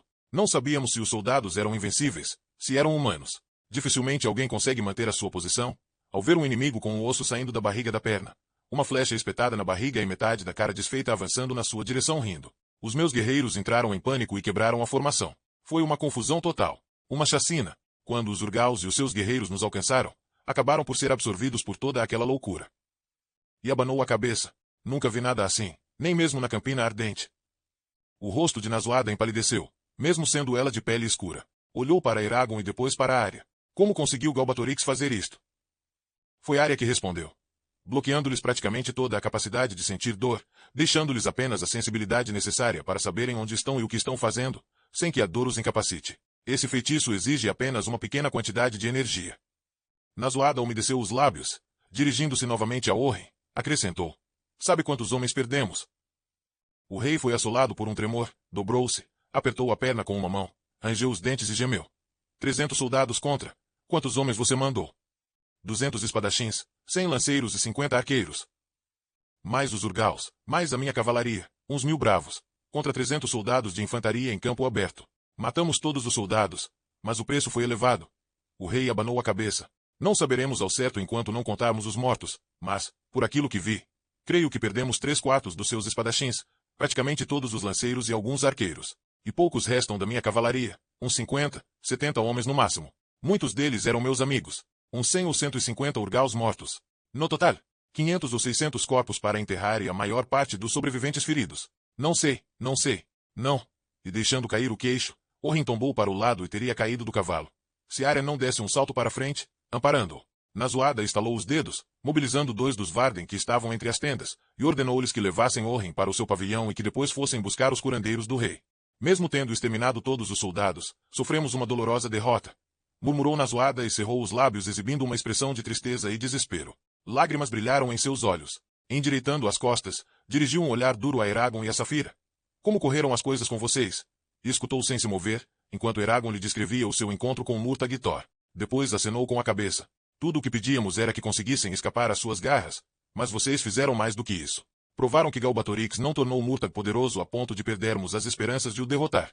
Com mais alguns feiticeiros os ajudando, Murtagh teria ficado sobre seus pés. Depois disso, creio que não se atrevera a defrontar sozinho o exército da rainha Slanzadi. Se conseguirmos reunir feiticeiros suficientes em seu redor, Eragon, creio que poderemos matar Murtagh Thor da próxima vez que aparecerem para tentar raptá-los. Não quer capturá-lo? Perguntou Eragon. Eu quero muitas coisas, mas duvido que consiga concretizar a maior parte. Talvez Murtagh e Thor não pretendam matar você, mas se a oportunidade surgir, deveremos neutralizá-lo sem hesitar. Ou ver as coisas de outra forma. Não. Desviando a sua atenção para a área, Nazoada perguntou. Algum dos seus feiticeiros morreram durante a disputa. Alguns desmaiaram, mas todos já se recuperarão. Obrigada, Nazoada. Respirou fundo e olhou para norte, concentrando-se no infinito. Eragon, por favor, informe Triana que eu quero que os do Vrangangata descubram como replicar o feitiço de Galbatorix. Por mais desprezível que seja, temos de seguir os passos de Galbatorix. Não podemos deixar de fazê-lo. Nem para nós será prático não conseguir sentir dor, pois poderemos magoar-nos facilmente. De qualquer forma, devíamos arranjar uns 100 espadachins voluntários, imunes ao sofrimento físico. Senhora! Tantos mortos, disse Nazoada, torcendo as rédeas nas mãos. Estamos há demasiado tempo no mesmo lugar. É a altura de forçarmos o Império a assumir a posição defensiva mais uma vez. Esporeou tempestade de guerra, a fim de se distanciar da carnificina do campo de batalha, e o garanhão agitou a cabeça, mordendo o freio. O seu primo implorou-me que o deixasse tomar parte na batalha de hoje e eu recusei, devido ao seu casamento, o que não lhe agradou, embora eu suspeite que a sua noiva não pense da mesma forma. Importasse de me informar se ainda hoje vão prosseguir com a cerimônia. Depois de tanto sangue derramado, seria encorajador para os Varden assistir a um casamento. Informarei a Logo que Sauber. Obrigada. Pode se retirar agora, Eragon. A primeira coisa que Eragon e Saphira fizeram depois de abandonar Nazoada foi visitar os elfos que tinham desmaiado durante a sua batalha contra Murtagh e Thor, agradecendo-lhes todo o apoio prestado. Depois Eragon, Arya e Bloodar trataram das feridas que Thor infligira a Saphira, sarando-lhe cortes, arranhões e algumas escoriações. Quando terminaram, Eragon localizou Triana através da mente e transmitiu-lhe as instruções de Nazoada. Só depois ele e Saphira foram à procura de Hora. Bloodar e os elfos acompanharam quando Arya partiu para tratar de outros assuntos. Horan e Caitriona discutiam baixinho, mas intensamente, quando Eragon os viu num canto da tenda de Rost. Ambos se silenciaram quando Eragon e Saphira se aproximaram. Caitriona cruzou os braços e desviou o olhar de Hora, enquanto este apertava o topo do martelo enfiado no cinto, raspando o salto da bota numa rocha. Parando à frente deles, Eragon aguardou uns instantes na esperança de que lhe explicassem o motivo da discussão. Mas, em vez disso, Caitriona disse: "Algum de vocês está ferido?" O olhar dela saltou de Eragon para Saphira e novamente para Eragon. "Estávamos, mas agora não." "Isso é tão estranho. Sempre ouvi histórias de magia em Carvalhal, mas nunca acreditei muito nelas. Pareciam tão impossíveis. Mas aqui há mágicos por todo lado. Feriram Murtagh e Thor com gravidade. E por isso que eles fugiram. Vencemos, mas não lhes causamos danos permanentes." Eragon fez uma pausa e, como nem Horan nem Caitriona falaram, perguntou-lhe se ainda pretendiam casar naquele dia. Nazoada sugeriu que prosseguissem, mas talvez seja melhor esperar. Temos ainda de enterrar os mortos e há muita coisa para fazer. Amanhã seria mais conveniente e decente. Não, disse Hora, batendo com a ponta da bota na pedra. O Império pode atacar a qualquer momento. Amanhã pode ser tarde demais. Se eu morresse antes de nos casarmos, o que iria ser de Caitriona ou do nosso? A voz morreu e ele se calou. Com uma expressão serena, Caitriona virou-se para Hora, pegou em sua mão e disse: "Além disso, a comida foi cozinhada, as decorações penduradas e os nossos amigos reunirão-se para o casamento. Seria lamentável se todos esses preparativos fossem inúteis." Erguendo a mão, acariciou a barba de Hora. Este lhe sorriu e pôs o braço em volta dela. "Não percebo metade do que se passa entre eles." Queixou-se Eragon a Saphira. "Afinal, quando será a cerimônia?" "Dentro de 1 hora", respondeu Hora.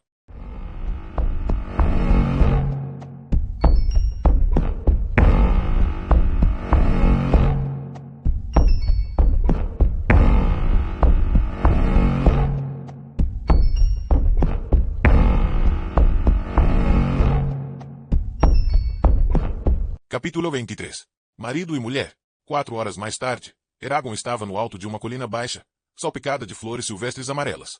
Ao redor da colina havia um campo exuberante que confrontava com o rio Gié, que corria cerca de 30 metros à direita de Eragon. O céu estava claro e limpo e o sol cobria a terra com um brilho suave. O ar era fresco e calmo e sentia-se o cheiro de terra fresca, como se acabasse de chover. Reunidos em frente à colina estavam os aldeões de Carvalhal. Nenhum deles havia sido ferido durante o combate, aparentemente, o equivalente à metade dos homens dos Varden. Muitos dos guerreiros seguravam em longas lanças, com pingentes bordados de todas as cores. Vários cavalos, incluindo fogo na neve, permaneciam amarrados a estacas, no lado oposto do campo. Apesar dos esforços de Nazoada, organizar a assembleia levará mais tempo que pretendia. O vento despenteou Eragon, de cabelo ainda molhado do banho, no momento em que Saphira voou sobre a multidão e pousou junto a ele, batendo suas asas. O cavaleiro sorriu e tocou seu ombro. "Pequenino." Em circunstâncias normais, Eragon estaria nervoso por falar perante tanta gente e celebrar uma cerimônia tão solene e importante. No entanto, após as lutas anteriores, tudo assumirá um aspecto irreal, como se não passasse de um sonho particularmente vivido. No alto da colina estavam Nazoada, Arya, Narein, Zormundur, Ângela, Elva e outras figuras importantes. O rei Orrin não estava presente, na medida em que os seus ferimentos se revelaram mais graves do que pareciam à primeira vista e os curandeiros continuavam a tratá-lo no seu pavilhão. Era Irving, o primeiro-ministro do rei, que assistia montado em seu cavalo. Os únicos Urgaus que participavam da cerimônia eram os da guarda particular de Nazoada. Eragon estava presente no momento em que Nazoada convidou Nargarzov para o evento, tendo ficado bastante tranquilo quando ele teve o bom senso de não aceitar o convite. Os aldeões jamais tolerariam a presença de um grande número de Urgaus no casamento. Mesmo nas atuais circunstâncias, Nazoada teve grande trabalho em permitir que seus guardas assistissem. Fazendo barulho pelo ruído dos trajes, os aldeões e os Varden dividiram-se, abrindo um grande corredor entre a colina e a multidão. Depois uniram suas vozes, os aldeões começaram a entoar as velhas canções de casamento do Vale Palencar. Os versos entoavam o ciclo das estações, a terra morna que gerava novas colheitas todos os anos, o nascimento dos bezerros na primavera, as ninhadas de pintarroxos, a desova dos peixes e como era o destino dos jovens que tomavam o lugar dos mais velhos. Uma feiticeira de Bloodar, uma mulher elfo de cabelos prateados, Tirou uma pequena harpa de ouro de uma caixa de veludo e acompanhou os aldeões com notas de sua autoria, embelezando os temas simples das melodias e emprestando uma aura de melancolia à música que todos já conheciam. Caminhando lentamente numa passada constante, Horan e Katrina surgiram de ambos os lados da multidão, ao fundo do corredor, viraram-se para a colina e, sem se tocar, avançaram em direção a Eragon. Horan usava uma túnica que pedirá emprestada aos Varden. Tinha o cabelo escovado, a barba aparada e as botas limpas. Uma alegria extraordinária lhe iluminava o rosto. Eragon achou que ele se apresentava muito atraente e distinto. Mas foi Katrina que realmente lhe despertou atenção. Estava vestida com um vestido azul claro, como era hábito uma noiva usá-lo em seu primeiro casamento, com um corte simples e uma cauda de renda, com 6 metros de comprimento, seguida por 2 donzelas. Madeixas de cabelo solto brilhavam como cobre polido sobre o pálido tecido. Nas mãos trazia um ramalhete de flores silvestres. Estava orgulhosa, serena e linda. Eragon viu algumas mulheres conterem a respiração, surpreendidas ao verem a cauda do vestido de Katrina. Entretanto, decidiu agradecer a Nazoada por solicitar aos do Vrangrangata que fizessem o vestido de Katrina, deduzindo que o presente fosse de sua responsabilidade. A 3 passos de Horan vinha Rosti, a mesma distância de Katrina. Surgia Brigitte com todo o cuidado para não pisar a cauda do vestido. Quando Horan e Katrina estavam a meio caminho da colina, 2 pombas brancas voaram dos salgueiros que ladeavam o rio Gier.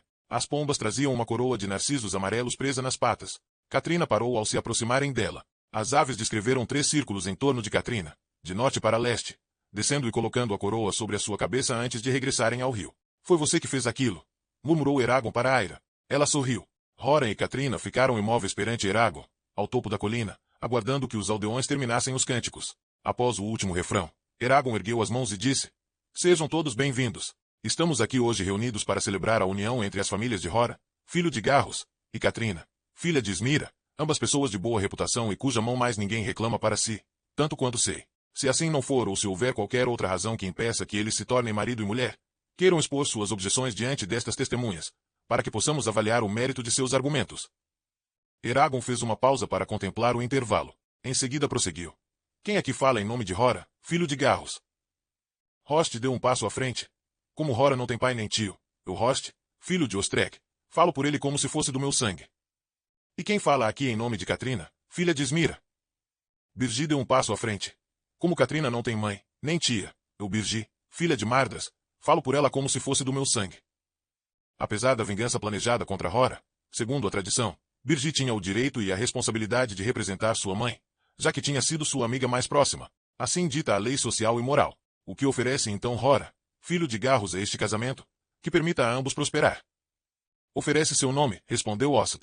Oferece o seu machado, a força de suas mãos e a promessa de uma fazenda em Carvajal, quando ambos puderem viver em paz.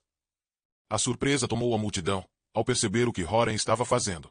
Declarar de forma mais pública e vinculativa possível que o Império não o impediria de regressar para casa com Katrina e proporcionar-lhe a vida que teriam não fosse a interferência sanguinária de Galbatorix. Horan apostava a sua honra na queda do Império, como homem e marido. Aceita esta oferta, Birgi, filha de Mardas? Perguntou Eragon. Birgirenwil. Eisira. E o que oferece Katrina, filha de Smira, a este casamento? Que permita a ambos prosperar. Oferece amor e devoção para servir Horan, filho de Garol. Oferece suas aptidões para o cuidado da casa e oferece um dote. Surpreendido, Eragon viu Birgi desviar-se e 2 homens que permaneciam ao lado de Nazoada avançarem com um baú de metal. Birgi destravou o baú, abriu a tampa e exibiu o conteúdo a Eragon, que de boca aberta viu um amontoado de joias no seu interior. Oferece um colar de ouro com diamantes, um broche decorado com corais do Mar do Sul e uma rede de pérolas para segurar os cabelos. Traz 5 anéis de ouro e electrum. O primeiro anel, e descrevendo cada objeto, Birgi erguia-o do baú, para que todos vissem que dizia a verdade. Surpreso, Eragon olhou de relance para Nazoada, distinguindo um sorriso satisfeito. Depois de Birgi terminar a sua ladainha, fechar o baú e voltar a trancar a fechadura, Eragon perguntou. Aceita esta oferta Rost, filho de Ostrek? Esse é. Uno então suas famílias numa só, de acordo com a lei da terra. A seguir, dirigindo-se pela primeira vez a Katrina e Horan diretamente, acrescentou. Os que falaram em seu nome, acordaram os termos do vosso casamento. Horan, você está satisfeito com a forma como Rost, filho de Ostrek, negociou em seu nome? Estou. Katrina, você está satisfeita com a forma como Birgi, filha de Mardras, negociou em seu nome? Estou. Horan Martelo Forte, filho de Garros, jura então pelo seu nome e pela sua linhagem proteger e cuidar de Katrina, filha de Smira, enquanto ambos viverem. Eu Horan Martelo Forte, filho de Garros, juro pelo meu nome e pela minha linhagem proteger e cuidar de Katrina, filha de Smira enquanto ambos vivermos. Jura defender sua honra, ser leal e fiel nos anos vindouros e tratá-la com o devido respeito, dignidade e atenção. Juro defender sua honra, ser leal e fiel nos anos vindouros e tratá-la com o devido respeito, dignidade e atenção. E jura confiar a ela as chaves das suas propriedades e da caixa forte onde guarda o seu dinheiro, até amanhã ao pôr do sol, para que ela possa cuidar dos seus negócios como é o seu dever de esposa. Roran Jiro, Katrina, filha de Ismira, juras então pelo seu nome e pela sua linhagem proteger e cuidar de Hora, filho de Garros, enquanto ambos viverem. Eu, Katrina, filha de Ismira, juro pelo meu nome e pela minha linhagem proteger e cuidar de Hora, filho de Garros enquanto ambos vivermos. Jura defender sua honra, ser leal e fiel nos anos vindouros, dar-lhe filhos enquanto você puder, e ser uma mãe zelosa. Juro defender sua honra, ser leal e fiel nos anos vindouros, dar-lhe filhos enquanto puder, e ser uma mãe zelosa. E jura cuidar de sua fortuna e de seus bens, provendo-os de forma responsável, para que ele possa concentrar-se nos deveres que apenas ele dizem respeito. Katrina Jiro, sorrindo, Eragon tirou uma fita vermelha da manga e disse, cruzem os pulsos. Horan e Katrina esticaram o braço esquerdo e direito, respectivamente, seguindo as suas instruções. Pousando a parte central da fita sobre ambos os pulsos, Eragon enrolou a faixa de cetim 3 vezes, em torno deles, atando as pontas com uma das honras da cavalaria, uma roseta. Como cavaleiro de dragão e por ser meu direto, eu vos declaro agora marido e mulher. A multidão irrompeu em aplausos. Inclinando-se, Horan e Katrina beijaram-se. Os aplausos dobraram. Safira baixou a cabeça em direção ao radiante casal e quando Horan e Katrina se separaram, tocou na testa de cada um com a ponta do focinho. Longa vida para ambos e que o seu amor aumente com o passar do tempo. Horan e Katrina viraram-se para a multidão, erguendo os braços unidos na direção do céu. Que o banquete comece! Anunciou Horan. Eragon seguiu o casal, que desceu a colina e caminharam por entre a multidão entusiasmada, em direção às 2 cadeiras instaladas num primeiro plano, integradas numa fila de mesas, onde Horan e Katrina sentaram-se como rei e rainha do seu casamento. Depois os convidados alinharam-se a fim de desejar-lhes os parabéns e lhes oferecerem os presentes. Eragon foi o primeiro. Com um sorriso tão largo quanto os deles, apertou a mão livre de Horan e inclinou a cabeça em direção a Katrina. Obrigado, Eragon. Agradece, Katrina. Sim, obrigado. Acrescentou Horan. A honra foi minha. Olhou para ambos e desatou a rir. O que foi? Protestou Horan. Vocês parecem 2 tontos de tão felizes. De olhar cintilante, Katrina riu e abraçou Horan. Lá isto é verdade. Recuperando a seriedade, Eragon disse. Devem saber a sorte que têm de estar aqui hoje, juntos. Se não tivesses conseguido reunir todos, e viajar até as planícies flamejantes, ora, se os Azaki tivessem a levado até Urubai, Katrina, nenhum de vocês teria. Sim, mas eu consegui e eles não a levaram, interrompeu Horan. Não vamos escurecer este dia com lembranças desagradáveis do que poderia ter nos acontecido. Não foi com esta intenção que falei neste assunto. Eragon olhou para a fila atrás de si, para certificar-se de que ninguém o ouviria. Somos os 3 inimigos do Império e como se viu hoje, não estamos a salvo, nem mesmo aqui entre os Varden. Se Galbatorix puder, atacará qualquer um de nós, incluindo você, Katrina, para poder magoar os outros. Por isto fiz isso para vocês. Eragon mostrou 2 anéis simples em ouro, polidos como espelhos. Ele os moldou na noite anterior, a partir da última esfera de ouro que extraíra da terra. Eragon entregou o maior a Horan e o menor a Katrina. Horan virou o anel, examinou, e em seguida, depois o ergueu contra a luz e franziu os olhos, tentando ler os hieróglifos na língua antiga que estavam gravados no interior. É muito bonito, mas como poderá ajudar na nossa proteção? Os encantei para fazerem 3 coisas. Explicou Eragon. Se alguma vez precisarem da minha ajuda, ou de Safira, gire o anel no dedo uma vez e diga. Me ajude, matador de espectros. Me ajude, escamas brilhantes. Nós ouviremos e iremos ao seu encontro tão depressa quanto possível. Se algum de vocês correr em risco de vida, o anel irá avisar a mim e a Safira e a um de vocês, a você Horan ou a você Katrina, conforme quem estiver em perigo. Além disso, saberão sempre como encontrar um ao outro, por mais distantes que estejam desde que mantenham o anel em contato com a pele. Hesitou e acrescentou. Espero que aceitemos-los. É claro que sim, disse Katrina. Horan inchou o peito e sua voz enrouqueceu. Obrigado. Disse ele. Obrigado. Quem dera se eu tivesse isto quando me separaram dela em Carvajal.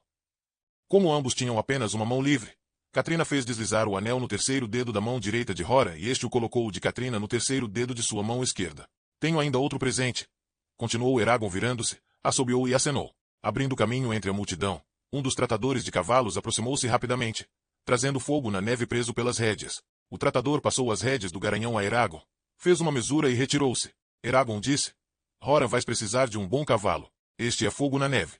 Começou por ser de Bron, depois passou para mim e agora quero que seja teu. Horan observou o fogo na neve. É um animal magnífico. O melhor que há. Você aceita? Com o maior prazer. Eragon chamou novamente o tratador e devolveu o fogo na neve aos seus cuidados, informando que Horan era seu novo proprietário. Quando o homem e o cavalo se afastaram, Eragon olhou para as pessoas na fila, que traziam presentes para Horan e Catelyn, riu e disse: talvez esta manhã fossem ambos pobres, mas logo à noite serão ricos. Se Saphira e eu alguma vez conseguirmos sossego e paz, iremos viver com vocês no casarão gigante que vocês construíram para seus filhos. Seja o que for que construirmos, nunca será grande o bastante para abrigar Saphira, acredito. Mas serão sempre bem-vindos em nossa casa, acrescentou Catelyn. Os dois.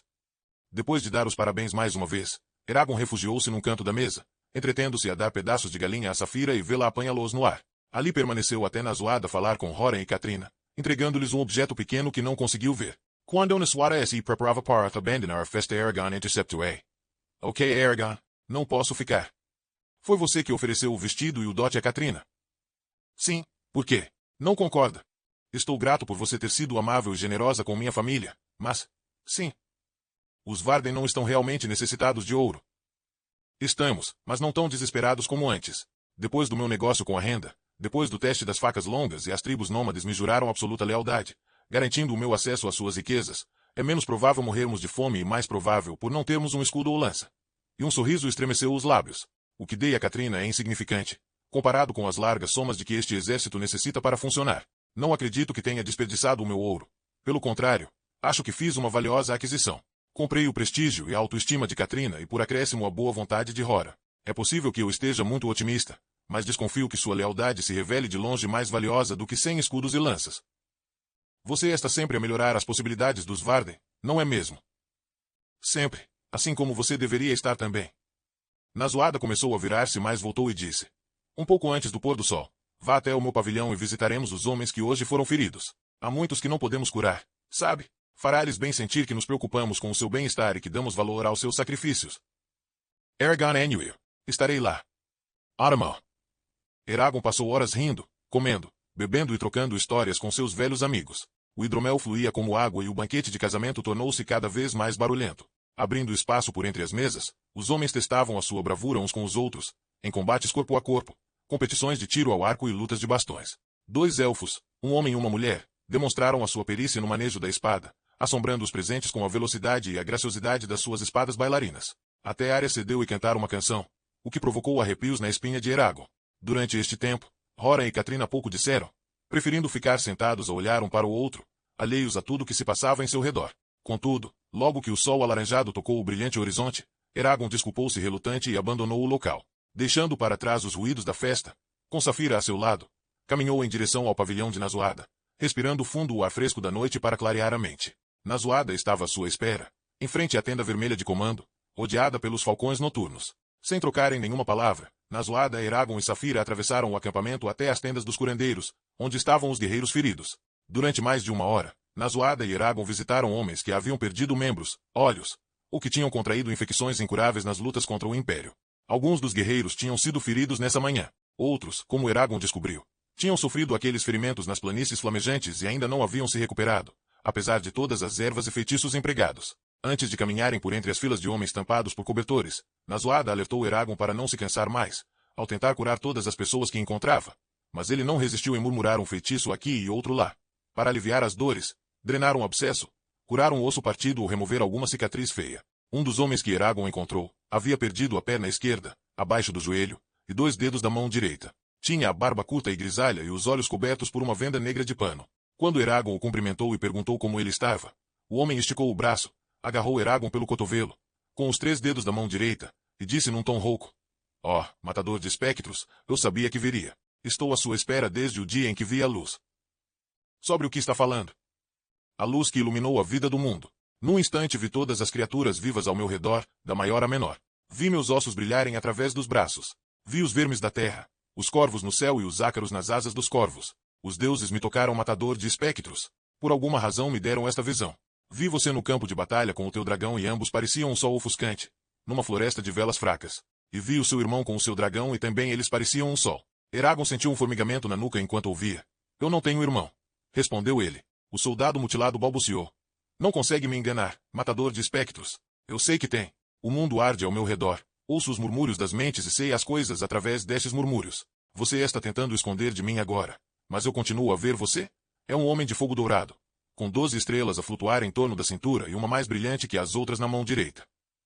Eragon comprimiu a palma da mão direita contra o cinturão de Beloto Sábio, certificando-se que os 12 diamantes, contidos no seu interior, ainda estavam escondidos. E estavam. Escuta, matador de espectros, sussurrou o homem, aproximando Eragon de seu rosto vincado pelas rugas. Eu vi o teu irmão e ele ardia, mas não como você. Oh não, a luz da alma dele brilhava através dele, como se viesse de outro lugar. Ele é um vazio, com a forma de homem. E a chama brilhante passava através desta forma. Percebeu? Eram outros que o iluminavam. Onde estavam esses outros? Também os viu. O guerreiro hesitou.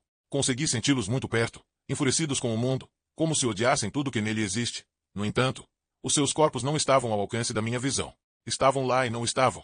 Não consigo explicar. Eu não me aproximaria mais daquelas criaturas, matador de espectros. Não são humanas, disso eu tenho certeza, e o seu ódio era como a maior tempestade de relâmpagos jamais vista, comprimida numa pequena garrafa de vidro. E quando a garrafa se parte, murmurou Eragon. Exatamente. Matador de espectros. Por vezes pergunto a mim mesmo se Galbatorix não terá conseguido aprisionar os próprios deuses, fazendo deles seus escravos. Mas depois rio de mim mesmo e acho que não passo de um tolo. Mas que deuses? Os deuses dos anões. Os deuses das tribos nômades. Quem por isso, matador de espectros? Um deus é um deus, venha de onde vier. Eragon acrescentou. Talvez tenhas razão. Ao abandonar o colchão de homem, uma das curandeiras puxou-o e disse. Perdoe-lhe, senhor. O choque provocado pelos ferimentos o enlouqueceu. Está sempre a falar de sóis, de estrelas e de luzes brilhantes que diz ver. Por vezes parece saber coisas que não devia. Mas não se deixe enganar. São coisas que ouve de outros pacientes. Passam a vida a bisbilhotar. Sabe como é? Não tem mais nada a fazer, os pobres coitados.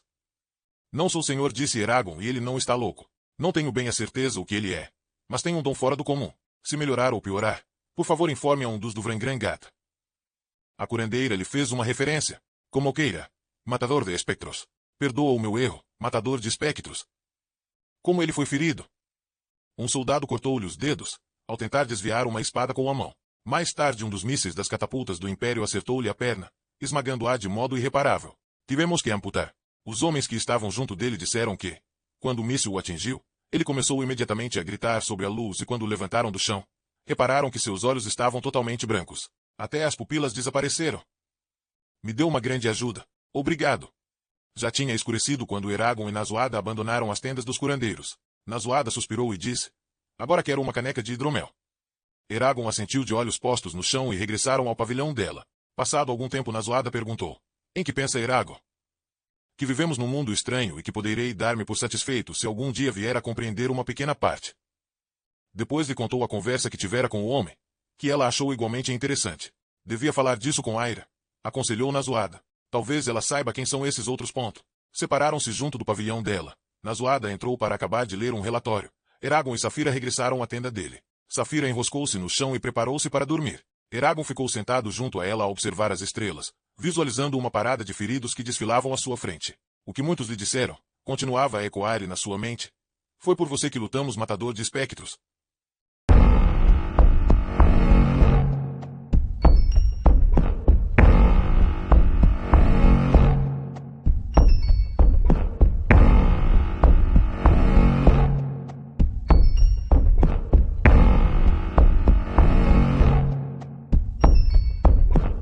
Capítulo 24. Sussurros na noite. Horen abriu seus olhos e olhou para a lona caída à frente. Uma fina luz cinza permeava a tenda, tirando as cores dos objetos, fornecendo a tudo uma pálida sombra de sua cor diária. Ele tremeu. Os cobertores haviam escorregado até sua cintura, expondo seu torso ao ar frio da noite. Conforme ele os puxava para cima, ele notou que Katrina não estava mais ao seu lado. Ele a viu sentada na entrada da tenda, olhando para o céu. Ela tinha uma capa envolvendo-a deslocadamente. Seu cabelo caía sobre suas costas, um negro espinheiro emaranhado. Um caroço se formou na garganta de Horen conforme ele a estudou. Levando os cobertores com ele, ele sentou ao lado dela. Ele colocou um braço em volta dos ombros dela, e ela se encostou nele. Sua cabeça e pescoço quentes contra o seu peito. Ele a beijou na testa. Por um longo tempo, ele contemplou o brilho fraco das estrelas com ela e ouviu o ritmo regular de sua respiração, o único som além do dele no mundo adormecido. Então ela sussurrou. As constelações são mudadas diferentes aqui. Você notou? Sim. Ele deslocou seu braço, colocando-o contra a curva da cintura dela e sentindo a leve protuberância da sua barriga crescente. O que te acordou? Ela tremeu. Eu estava pensando. Oh! A luz das estrelas refletiu nos olhos dela conforme ela se mexeu nos braços dele e o olhou. Eu estava pensando sobre você e nós, e nosso futuro junto. Esses são pensamentos pesados para tão tarde da noite. Agora que estamos casados, como você planeja cuidar de mim e da nossa criança? É isso que está te preocupando. Ele sorriu. Você não vai passar fome. Nós temos ouro suficiente para garantir isso. Além do que, os Varden sempre garantiram que o primo de Eragon tenha comida e abrigo. Mesmo se algo acontecer comigo, eles continuaram a prover você e o bebê. Sim, mas o que você pretende fazer? Perplexo, ele procurou na face dela a fonte de sua agitação. Eu irei ajudar Eragon a terminar esta guerra para que possamos retornar para o Vale Palancar e sossegar sem temor de soldados nos arrastarem para Urubai. O que mais eu poderia fazer? Você vai lutar com os Varden, então? Você sabe que irei. Como você teria lutado hoje se Nazoada tivesse permitido? Sim. E o nosso bebê, então? Um exército em marcha não é lugar para criar uma criança. Nós não podemos fugir e nos esconder do Império, Katrina. A não ser que os Varden ganhem, Galbatorix nos achará e nos matará. Ou ele encontrará e matará nossas crianças, ou as crianças das nossas crianças. E eu não acho que os Varden vão alcançar a vitória a não ser que todos fazem seu máximo para ajudá-los. Ela colocou um dedo em seus lábios. Você é meu único amor. Nenhum outro homem jamais capturará meu coração. Eu farei tudo o que puder para amenizar seu fardo. Eu irei cozinhar suas refeições, costurar suas roupas, e limpar sua armadura. Mas assim que eu der à luz, eu deixarei este exército. Dexter, ele ficou rígido. Isso é loucura. Para onde você iria? Daut, talvez. Lembre-se, Lady Alarice nos ofereceu o santuário, e parte do nosso povo ainda está lá. Eu não estaria sozinha. Se você acha que eu vou deixar você e a nossa criança recém-nascida irem andando pela Alagaesia sozinhos, então, você não precisa gritar. Eu não estou. Sim, você está. Encaixando a mão dele entre as dela e pressionando-a contra seu coração, ela disse, não é seguro aqui. Se fossemos só nós dois, eu poderia aceitar o perigo, mas não quando é o nosso bebê que pode morrer. Eu amo você. Rora, eu te amo tanto. Mas a nossa criança deve vir antes de qualquer coisa que queremos para nós mesmos. Se não for assim, nós não merecemos ser chamados de pais. Lágrimas brilharam nos olhos dela, e ele sentiu os seus próprios umedecerem. Foi você, no fim das contas, quem me convenceu a deixar Carvajal e me esconder na espinha quando os soldados atacaram. Isto não é diferente. As estrelas nadaram em frente a Horan conforme sua visão embaçou. Eu preferiria perder um braço a me separar de você de novo. Katrina começou a chorar, seus soluços silenciosos chacoalhando seu corpo. Eu não quero te deixar também. Ele apertou seu abraço e balançou para frente e para trás com ela. Quando seu pranto acalmou, ele sussurrou em sua orelha. Eu preferiria perder um braço a me separar de você, mas eu prefiro morrer a permitir que alguém machuque você, ou nossa criança. Se você vai partir, você deve ir agora, enquanto ainda é fácil para você viajar. Ela balançou a cabeça. Não, eu quero Gertrude como minha parteira. Ela é a única em que confio. Além disso, se eu tiver qualquer dificuldade, eu prefiro estar aqui, onde há mágicos treinados em curar. Nada vai dar errado, ele disse. Assim que nossa criança nascer, você irá para Aberon, não para Daute. É menos provável que seja atacada. E se Aberon se tornar muito perigosa, então você irá para as montanhas Beor e ficará com os anões. E se Galbatorix atacar os anões, então você irá para os elfos em Duveldenvarden. E se Galbatorix atacar Duveldenvarden, eu voarei para a lua e criarei nossa criança entre os espíritos que habitam os céus. E eles se ajoelharam diante de você e a farão rainha, como você merece. Ela se aconchegou mais perto dele. Juntos, eles se sentaram e assistiram como, uma por uma, as estrelas sumiram do céu, obscurecidas pela luminescência que se espalhava no leste. Quando somente a estrela da manhã remanescia, Horan disse, você sabe o que isso significa, não sabe? O quê? Eu terei apenas que assegurar que nós iremos matar até o último soldado de Galbatorix, tomar todas as cidades do Império, derrotar Murta-Githor, e decapitar Galbatorix e seu dragão vira-casaca antes que o seu tempo chegue. Assim, não haverá necessidade de você partir. Ela ficou em silêncio por um momento, então disse, se você puder, eu ficarei muito feliz. Eles estavam a ponto de retornar para sua cama quando, fora do brilho fraco do céu, ali navegou um navio em miniatura, tecido das secas tiras de grama. O navio pairou na frente da tenda deles, balançando mediante ondas invisíveis de ar, e quase parecia estar olhando para eles com sua proa em formato de cabeça de dragão. Horan paralisou, assim como Katrina. Como uma criatura viva, o navio disparou através do caminho à frente da tenda deles, então ele se movimentou para cima e em volta, perseguindo uma mariposa errante. Quando a mariposa escapou, o navio se virou lentamente de volta para a tenda, parando a apenas polegadas da face de Katrina. Antes que Horan pudesse decidir se devia espantar o navio para fora do ar, ele se virou e voou na direção da estrela da manhã, sumindo mais uma vez no oceano sem fim do céu, deixando o casal olhando para ele maravilhados.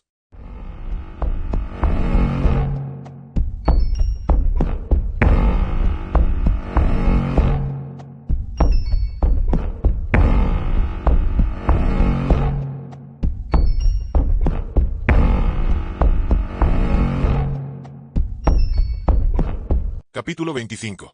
Ordens. Até o final daquela noite, as visões de morte e violência reuniram-se ao longo das bordas de sonhos de Eragon, ameaçando esmagá-lo com o pânico. Ele misturou-se com a preocupação, querendo soltar-se, mas incapaz de fazer assim. Imagens breves, deslocadas de espadas penetrantes e homens gritando e a cara zangada de Murtagh acesa diante dos seus olhos. Então Eragon sentiu que Saphira introduziu a sua mente. Ela varreu pelos seus sonhos como um grande vento, afastando o seu pesadelo que aparece. No silêncio que seguiu, ela sussurrou: "Tudo está bem, pequenino. O resto é fácil.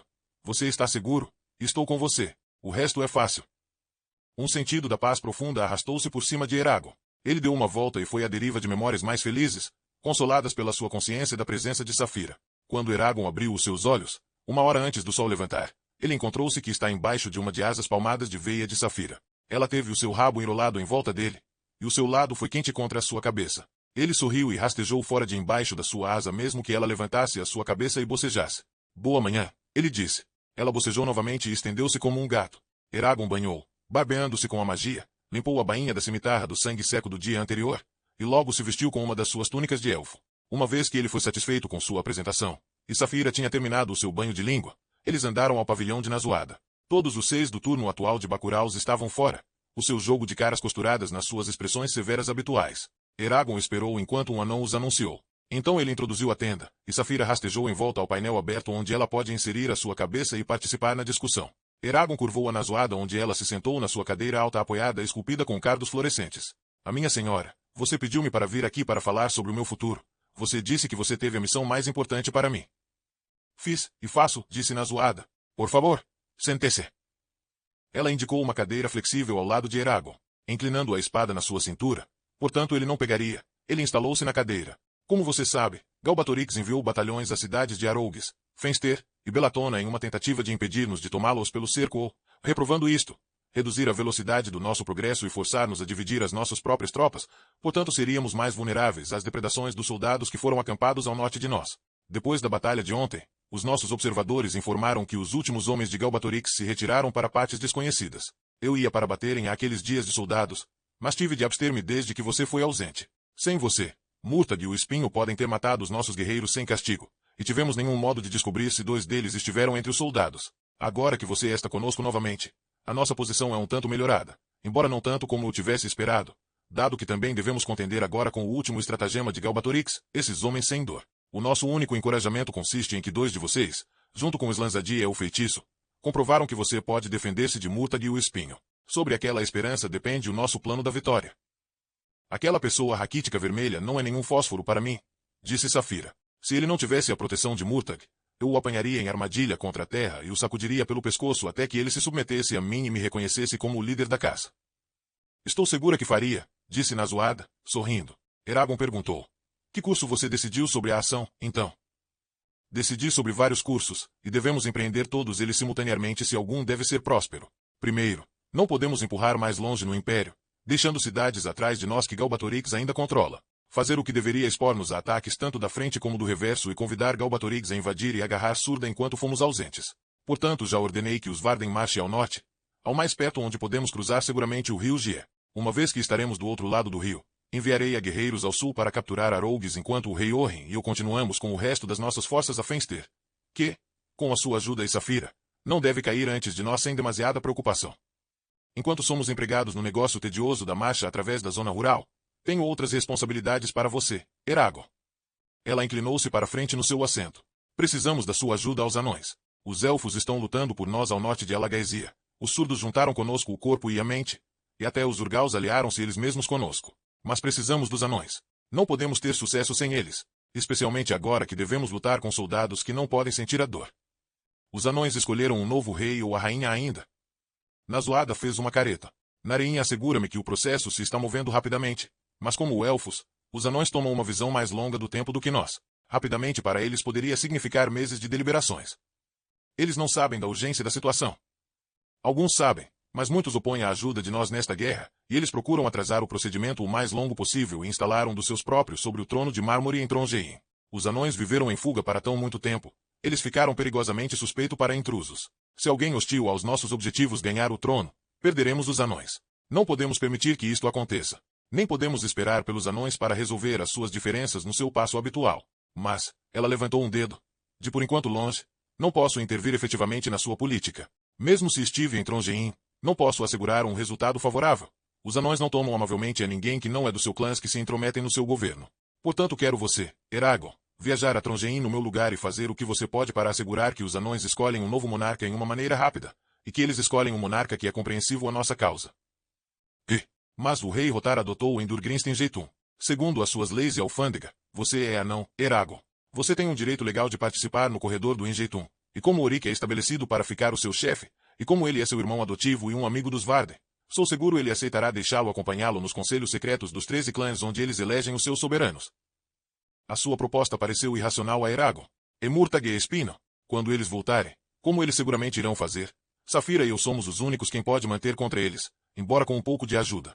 Se não estivermos aqui, ninguém será capaz de pará-los de matar você ou Arya ou Orhin ou o resto dos Varden. A fenda entre as sobrancelhas de Nazoada estreitaram-se. Você teve negócios com Murtag e uma derrota picante ontem. Mas provavelmente, ele e o Espinho estão ganhando o seu caminho atrás a Urubain. Mesmo que falemos assim, Galbatorix pode interrogá-los sobre a batalha e puni-los pelo seu fracasso. Ele não lhes enviará para atacar-nos novamente até que ele tenha certeza de que eles podem esmagá-lo. Murtag é seguramente incerto sobre os limites verdadeiros da sua força agora, para que o evento infeliz ainda possa ser alguns. Entre de vez em quando, acredito terá bastante tempo para viajar para frente e para trás entre Farta e Endur. Você pode estar errado, discutiu Eragon. Além disso, como você guardaria Galbatorix de aprender sobre a nossa ausência e atacar enquanto somos fora? Duvido que você tenha encontrado todos os espiões que ele semeou entre nós. Nazoada explorou os seus dedos nos braços da sua cadeira. Eu disse que eu quis que você fosse a Farta Endur, Eragon. Eu não disse que eu quis que Saphira fosse também. Virando a sua cabeça, Saphira lançou um pequeno sopro da fumaça que foi à deriva em direção ao pico da tenda. Não estou sobre a... Deixe-me terminar, por favor, Eragon. Ele apertou fechou o maxilar e deslumbraram nela, a sua mão esquerda apertada em volta da cimitarra. Você não se sente em dívida de gratidão comigo, Saphira, mas a minha esperança é que você aceitará ficar aqui enquanto as viagens Eragon aos anões para que possamos enganar o Império e o Varden quanto ao paradeiro de Eragon. Se podemos ocultar a sua partida.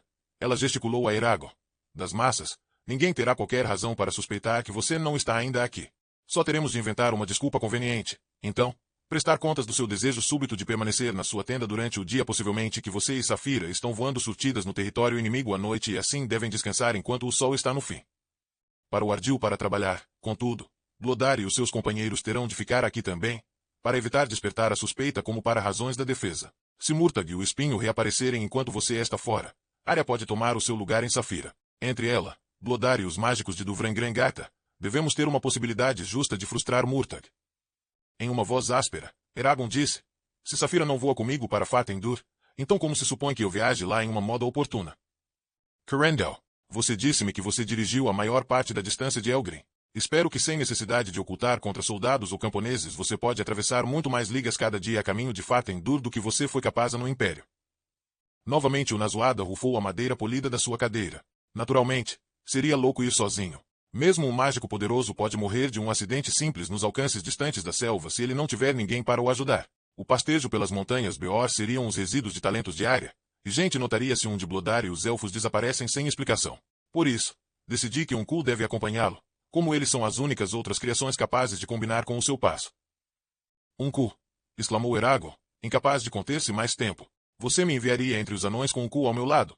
Não posso pensar em nenhuma corrida que os anões odeiam mais do que o Urgaus. Eles fazem arcos fora dos seus chifres. Se eu andasse em Farta Endur com o Urgal, os anões não dariam atenção a nada que tiver de dizer. Sou bem consciente disto, disse Nazoada, que é porque você não irá diretamente a Farta Endur. Em vez disso, você parará primeiro em Brega agarram o Monte Tardur, que é a casa ancestral do Enjeitum. Lá você encontrará Oric, e lá você pode deixar o Ku enquanto você continua a Farta Endur na companhia de Oric. Fitando um tanto além de Nazoada, Eragon disse, e se eu não concorde com o caminho que você escolheu? E se eu acreditar lá outro? Os caminhos mais seguros são realizar o que você deseja. Que caminhos aqueles seriam? Rezar contam?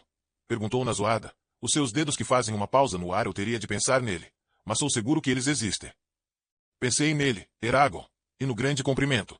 Tendo o ato como o meu emissário é a nossa única esperança de influir na sucessão dos anões. Fui levantado entre anões, lembre-se, e tenho uma melhor compreensão deles do que a maior parte de seres humanos. Ainda acredito que é um erro, ele rosnou. Envie Jormundur em vez disso, ou um de outros comandantes seus. Não irei, não enquanto você não faz, disse Nazoada, a sua insurreição de voz.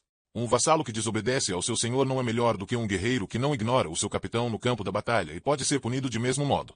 Como o seu vassalo, então, Eragon, ordeno que você corra a Fartendur, se você quer ou não, e vigiar a escolha do seguinte soberano dos anões. Furioso, Eragon respirou pesadamente pelo seu nariz, agarrando e reagarrando a sua cimitarra. Em um mais suave, embora ainda guardado, tom, Nazoada disse: O que você fará, Eragon? Você fará como pergunto? Ou você me desapossará e conduzirá o Varden você mesmo? Aquelas são as suas únicas opções. Chocado, ele disse: Não posso raciocinar com você. Posso convencê-lo de outra maneira. Você não pode, porque você não pode prover-me de uma alternativa que provavelmente terá sucesso como. Ele encontrou o seu olhar fixo. Posso recusar a sua ordem e deixá-lo punir-me. Contudo, você considera próprio. A sua sugestão assustou-a. Então ela disse: Ver que você aceitou a um correio que chicoteia faria o dano irreparável aos Varden. E ele destruiria a minha autoridade, já que a gente saberia que você pode desafiar-me sempre que você quisesse. Com a única consequência que é uma mão cheia de faixas que você pode curar um instante depois, já que não podemos executá-lo. Como qualquer outro guerreiro que desobedeceu um superior. Prefiro abdicar o meu posto e conceder que você ordene os Varden e permita tal coisa a ocorrer. Se você ou acreditar são melhor ajustados para a tarefa, então tomam a minha posição, tomam a minha cadeira, e declaram-se o mestre deste exército. Mas contanto que eu fale para os Varden, tenho o direito de tomar essas decisões. Se eles serem errados, então é a minha responsabilidade também. Você não escutará nenhum conselho. Ergan perguntou, incomodado. Você ditará o curso dos Varden apesar do que aqueles em volta de você aconselham. Nazoada cravou uma unha contra a madeira polida da sua cadeira. Realmente escuto o conselho. Escuto uma corrente contínua do conselho cada hora acordada da minha vida. Mas às vezes as minhas conclusões não combinam com aqueles dos meus subordinados. Agora, você deve decidir se você sustentará o seu juramento de fidelidade e cumprirá a minha decisão, embora você não possa concordar com ele, ou se você se fundará como uma imagem de espelho de Galbatorix. Só quero o que é o melhor para os Varden, ele disse. Como eu quero. Você não me deixa nenhuma escolha, mas eu gosto. Às vezes é mais difícil seguir do que deve conduzir. Posso ter um momento para pensar? Você pode. Safira, ele perguntou. As pintas da luz purpúrea dançaram em volta do interior do pavilhão como ela torceu o seu pescoço e fixou os seus olhos sobre Eragon. Pequenino. Devo ir. Penso que você deve. Ele apertou os seus lábios em conjunto em uma linha rígida. E o que você acha? Você sabe que odeio ser separado de você, mas os argumentos de Nazoada são bem raciocinados. Pode-se ajudar a guardar Murtag e o espinho longe permanecendo com o Varden. Então possivelmente eu acho. As suas emoções lavaram-se entre as suas mentes, ondas da maré em um consórcio compartilhado de raiva, antecipação, relutância e brandura. Dele fluiu a raiva e a relutância. Dela outro, sentimentos como mais doces ricos em alcance como o seu próprio. Isto moderado à sua paixão colérica e emprestado perspectivas ele não teria de outra maneira. Sem embargo, ele apegou-se com a insistência teimosa à sua oposição ao esquema de Nazoada. Se você voasse em minha Fartendur, eu não seria ido para como muito tempo, pensando que Galbatorix teria menos de uma oportunidade de montar um novo assalto. Mas os seus espiões lhe diriam que os Varden foram vulneráveis no momento que deixamos. Não quero separar-me em você novamente tão logo depois de Elgri. Os nossos próprios desejos não podem ter prioridade sobre as necessidades do Varden. Mas não quero separar-me em você também. Entretanto, lembre-se do que Oromis disse, que a coragem de um dragão e um cavaleiro é a medida não só por como bem eles colaboram mas também por como bem eles podem funcionar quando à parte. Somos ambos bastante maduros para funcionar um independentemente de outro, Eragon. Por mais que nós gostássemos não da perspectiva. Você comprovou isto você mesmo durante a sua viagem de Elgri. Incomodaria-te lutar com Arya nas suas costas, como Nazoada mencionou. Ela eu iria me lembrar ainda menos. Lutamos em conjunto antes, e foi ela que me transportou através de Alagaesia para perto em 20 anos quando estive no meu ovo. Você sabe isto, pequenino. Por que faz esta pergunta? Você é ciumento? E se sou? Uma cintilação divertida iluminou os seus olhos de Safira. Ela chicoteou a sua língua nele. Então é muito doce de você. Devo ficar ou ir? É a sua escolha para fazer, não a minha. Mas ele afeta ambos nós. Eragon cavou na terra com a ponta da sua bota. Então ele disse, se devemos participar neste esquema louco, devemos fazer tudo o que podemos para ajudar a ter sucesso. A estadia, e ver se você pode impedir Nazoada de perder a sua cabeça por cima deste plano 3 vezes arruinado. Esteja de bem aplaudir, pequenino. Dirigindo rápido, e seremos reunidos não o mais rápido possível. Eragon levantou os olhos para Nazoada. Muito bem, ele disse. Irei. A postura de Nazoada descansou um pouco. Obrigado. E você, Safira, você ficará ou irá? Projetando os seus pensamentos para incluir Nazoada bem como Eragon, Safira disse. Ficarei, caçadora noturna. Nazoada inclinou a sua cabeça. Obrigado, Safira. Sou a mais agradecida pelo seu suporte. Você falou a Blodar sobre isto? Perguntou Eragon. Ele combinou. Não, assumi que você o informaria sobre os detalhes. Eragon duvidou que os elfos ficassem agradados pela perspectiva dele viajando a Fartendur com só um urgal de companhia. Ele disse, eu poderia fazer uma sugestão. Você sabe que dou as boas-vindas às suas sugestões. Parou durante um momento. Uma sugestão e um pedido, então. Nazoada levantou um dedo, que acenou para ele para continuar. Quando os anões escolheram o seu novo rei ou a rainha, Saphira deve juntar-se a mim em Fartendur, tanto para honrar o novo soberano dos anões como cumprir a promessa a que ela fez ao rei Rotar depois da batalha por Trongein. A expressão de Nazoada ficou afiada como de um gato selvagem que caça. Que promessa foi esta? Ela perguntou. Você não me disse disto antes. Que Saphira repararia a estrela de Saphira, Isidar Mitrim, como recompensa de Arya ter quebrado ela. Os seus olhos largos transbordaram assombro. Nazoada viu Saphira e disse, você é capaz de tal feito? Sou, mas não sei se serei capaz de intimar a magia que precisarei quando estiver deixando a Isidar Mitrim como antes. A minha capacidade de encantar não é sujeita aos meus próprios desejos. De vez em quando, é como se eu tivesse ganhado um novo sentido e pudesse sentir o pulso da energia dentro da minha própria carne, e dirigindo-o com a minha vontade, posso reformar o mundo como desejo. O resto da minha vida, contudo, não posso mais encantar do que um peixe pode voar. Se posso reparar Isidar Mitrim, entretanto, ele iria um caminho longo em direção ao provento de nós a boa vontade de todos os anões, não somente selecionar poucos quem tem a largura do conhecimento para apreciar a importância da sua cooperação conosco. Você faria mais do que você imagina, disse Nazoada. A estrela de Saphira mantém um lugar especial nos corações de anões. Cada anão tem um amor por pedras preciosas, mas Isidar Mitrim eles amam e estimam antes de mais nada, por causa da sua beleza, e o mais de tudo por causa do seu tamanho imenso. Restaure-o à sua honra prévia e você restaurará o orgulho da sua corrida. Eragon disse, mesmo se Saphira falhar no reparo da Isidar Mitrim, ela deve estar presente para a coroação do novo soberano dos anões. Você pode esconder a sua ausência durante alguns dias deixando-o ser conhecido entre o Varden que ela e eu deixamos em uma breve viagem a Abero, ou algum outro lugar, em que os espiões de Galbatorix realizaram que você os tinha enganado. Seria demasiado tarde para o Império para organizar um ataque antes de voltássemos. Nazoada acenou com cabeça.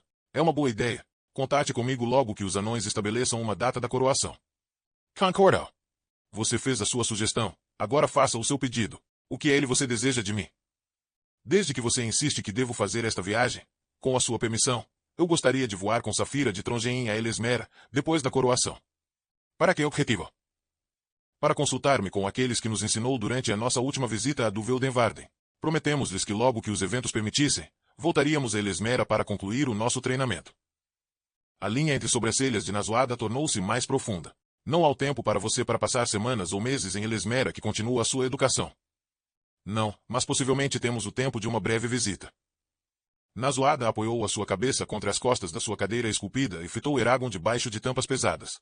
E quem exatamente são os seus professores? Notei que você sempre evade perguntas diretas sobre eles. Quem foi ele que ensinou dois de vocês em Elesmera? Eragon. Tocando o seu anel, Aren, Eragon disse. Fizemos um juramento a Slanzadi que não revelaríamos a sua identidade sem permissão dela, Arya. Ou seja quem for que pode substituir Slanzadi ao seu trono. Por todos os demônios em cima e embaixo, quantos juramentos você e Saphira juraram? Neswara Exedidal. Você parece atar-se a todo o mundo que você encontrou. Sentindo-se um tanto embaraçado, Eragon se encolheu e tinha aberto a sua boca para falar quando Saphira disse a Nazoada. Não os procuramos. Mas como podemos evitar prometer-nos quando não podemos tombar Galbatorix e o Império sem o suporte de cada corrida em Alagaesia? Os juramentos são o preço que pagamos para ganhar a ajuda daqueles no poder. MMH, disse Nazoada. Portanto devo pedir a Arya a verdade da matéria. Sim, mas duvido que ela lhe diga. Os elfos consideram a identidade dos nossos professores como um dos seus segredos mais preciosos. Eles não arriscarão a compartilhá-lo a menos que seja absolutamente necessário impedir a palavra dele de conseguir Galbatorix. Eragon fitou o jogo da pedra preciosa azul real no seu anel, admirando-se quanto mais informação que o seu juramento e a sua honra permitiriam que ele divulgasse. Logo disse, saiba isto, embora não somos tão sozinhos como nós uma vez assumido. A expressão de Nazoada afiou. Vidal, está bem para saber, Eragon, só lamento que os elfos não fossem mais próximos comigo.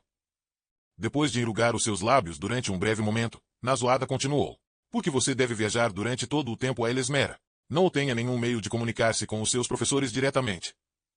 Eragon estendem as suas mãos em um gesto do desamparo. Se só poderíamos. Ai, o período ainda tem de ser inventado que pode perfurar as alas que cercam Duveldenvarden. Os elfos até não deixaram uma abertura que eles mesmos podem explorar. Se eles tivessem, Arya teria contatado com a rainha Slanzadi logo que ela fosse reanimada em Fartendur, antes que ir fisicamente a Duveldenvarden. Suponho que você tem razão. Mas então como foi você foi capaz de consultar Slanzadi com o fato de Sloan? Você conteve que quando você falou com ela, o exército dos elfos ainda estava situado dentro de Duveldenvarden. Eles estavam, ele disse, mas só no fim, além das medidas das alas protetoras. O silêncio entre eles foi palpável como Nazoada considerou o seu pedido. Fora da tenda, Eragon ouviu os bacuraus que discutem entre eles sobre se uma conta ou uma alabarda foram melhores ajustadas para lutar com grandes números de homens a pé. Além deles, o rangido de um carro de boi passando, soar estridentemente da armadura em homens que trotam no sentido contrário, e centenas de outros sons indistintos que foram à deriva pelo campo. Quando Nazoada falou, ela disse, o que exatamente você espera ganhar com tal visita? Não sei, rosnou Eragon. Ele bateu esmurrando a cimitarra com o seu punho. E isto é o coração do problema. Não sabemos bastante. Ele não poderia realizar nada, mas de outro lado, poderíamos aprender algo que pode ajudar-nos a vencer Murtagh e Galbatorix definitivamente. Abertamente ganhamos ontem, Nazoada. Birdman. E temo que quando novamente enfrentemos o Espinho e Murtagh será mesmo mais forte do que antes. E gerará casacos nos meus ossos quando considero o fato que as capacidades de Galbatorix longe excedem Murtagh, apesar do montante vasto do poder que ele já conferiu sobre meu irmão. O elfo que me ensinou, ele, Eragon hesitou, considerando a sabedoria do que ele estava a ponto de dizer, logo forjou para frente. Ele insinuou que ele sabe como é a força de Galbatorix e que estava aumentando cada ano, mas ele recusou revelar mais no tempo porque não fomos promovidos bastante no nosso treinamento. Agora, depois dos nossos encontros com o Espinho e Murtagh, penso que ele compartilhará o seu conhecimento conosco. Além disso, há ramos inteiros da magia que ainda temos de explorar, e alguém deles poderia fornecer os meios de derrotar Galbatorix. Se estivermos indo jogar sobre esta viagem, Nazoada, então nos deixam não jogar para manter a nossa posição atual. Vai jogar para aumentar a nossa duração e assim vitória este jogo da possibilidade. Nazoada sentou-se imóvel durante mais de um minuto. Não posso tomar esta decisão até que os anões mantenham a sua coroação. Se você vai a Duveldenvarden dependerá dos movimentos do Império então e no que os nossos espiões informam sobre atividades de Espinho e Murtagh. Por cima do curso de 2 horas seguintes, Nazoada instruiu Eragon sobre 13 clãs anãos. A sua educação, a sua história e a sua política, nos produtos nos quais cada clã baseou a maioria do seu comércio, nos nomes, famílias e personalidades dos chefes de clã, na lista de túneis importantes escavados e controlados por cada clã, e no que ela sentiu seria o melhor modo de conseguir os anões adulando para eleger um rei ou a rainha amistosa aos goles do Varden. De maneira ideal, Oryx seria aquele para tomar o trono, ela disse. O rei Rotar foi altamente considerado pela maior parte dos seus sujeitos, e Durgrinstenjeitun permanece um dos mais ricos e o mais influente de clãs, todo do qual é o benefício de Oryx. Oryx é dedicado à nossa causa. Ele serviu de um dos Varden, você e eu tanto contam como um amigo, como ele é seu irmão adotivo. Acredito que ele tem as habilidades de ficar rei excelente dos anões. Divertimento acendido na sua expressão. Pequena matéria, isto. Contudo, ele é jovem pelos padrões dos anões, e a sua associação conosco pode comprovar ser uma insuperável barreira de outros chefes de clã.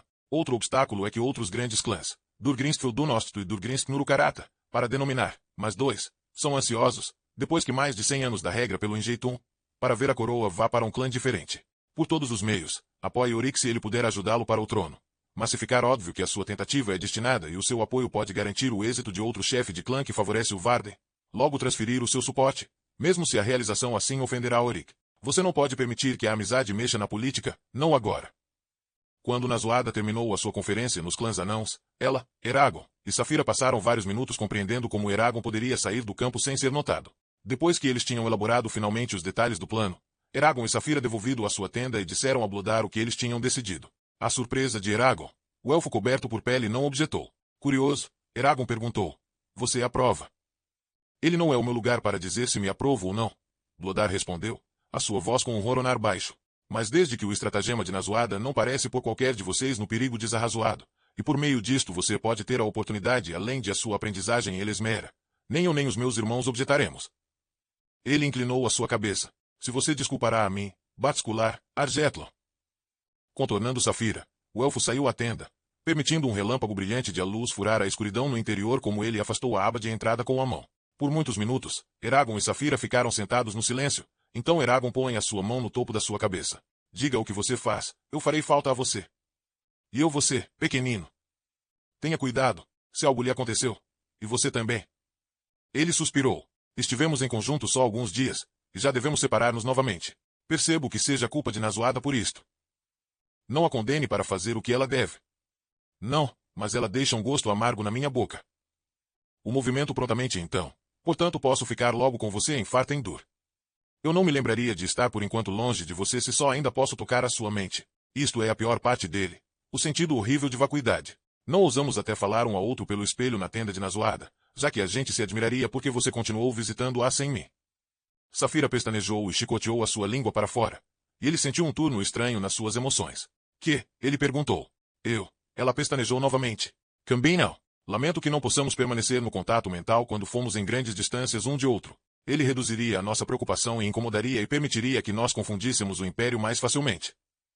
Ela zumbiu com a satisfação quando ele se sentou ao lado dela e começou a arranhar as pequenas escalas atrás do seu maxilar.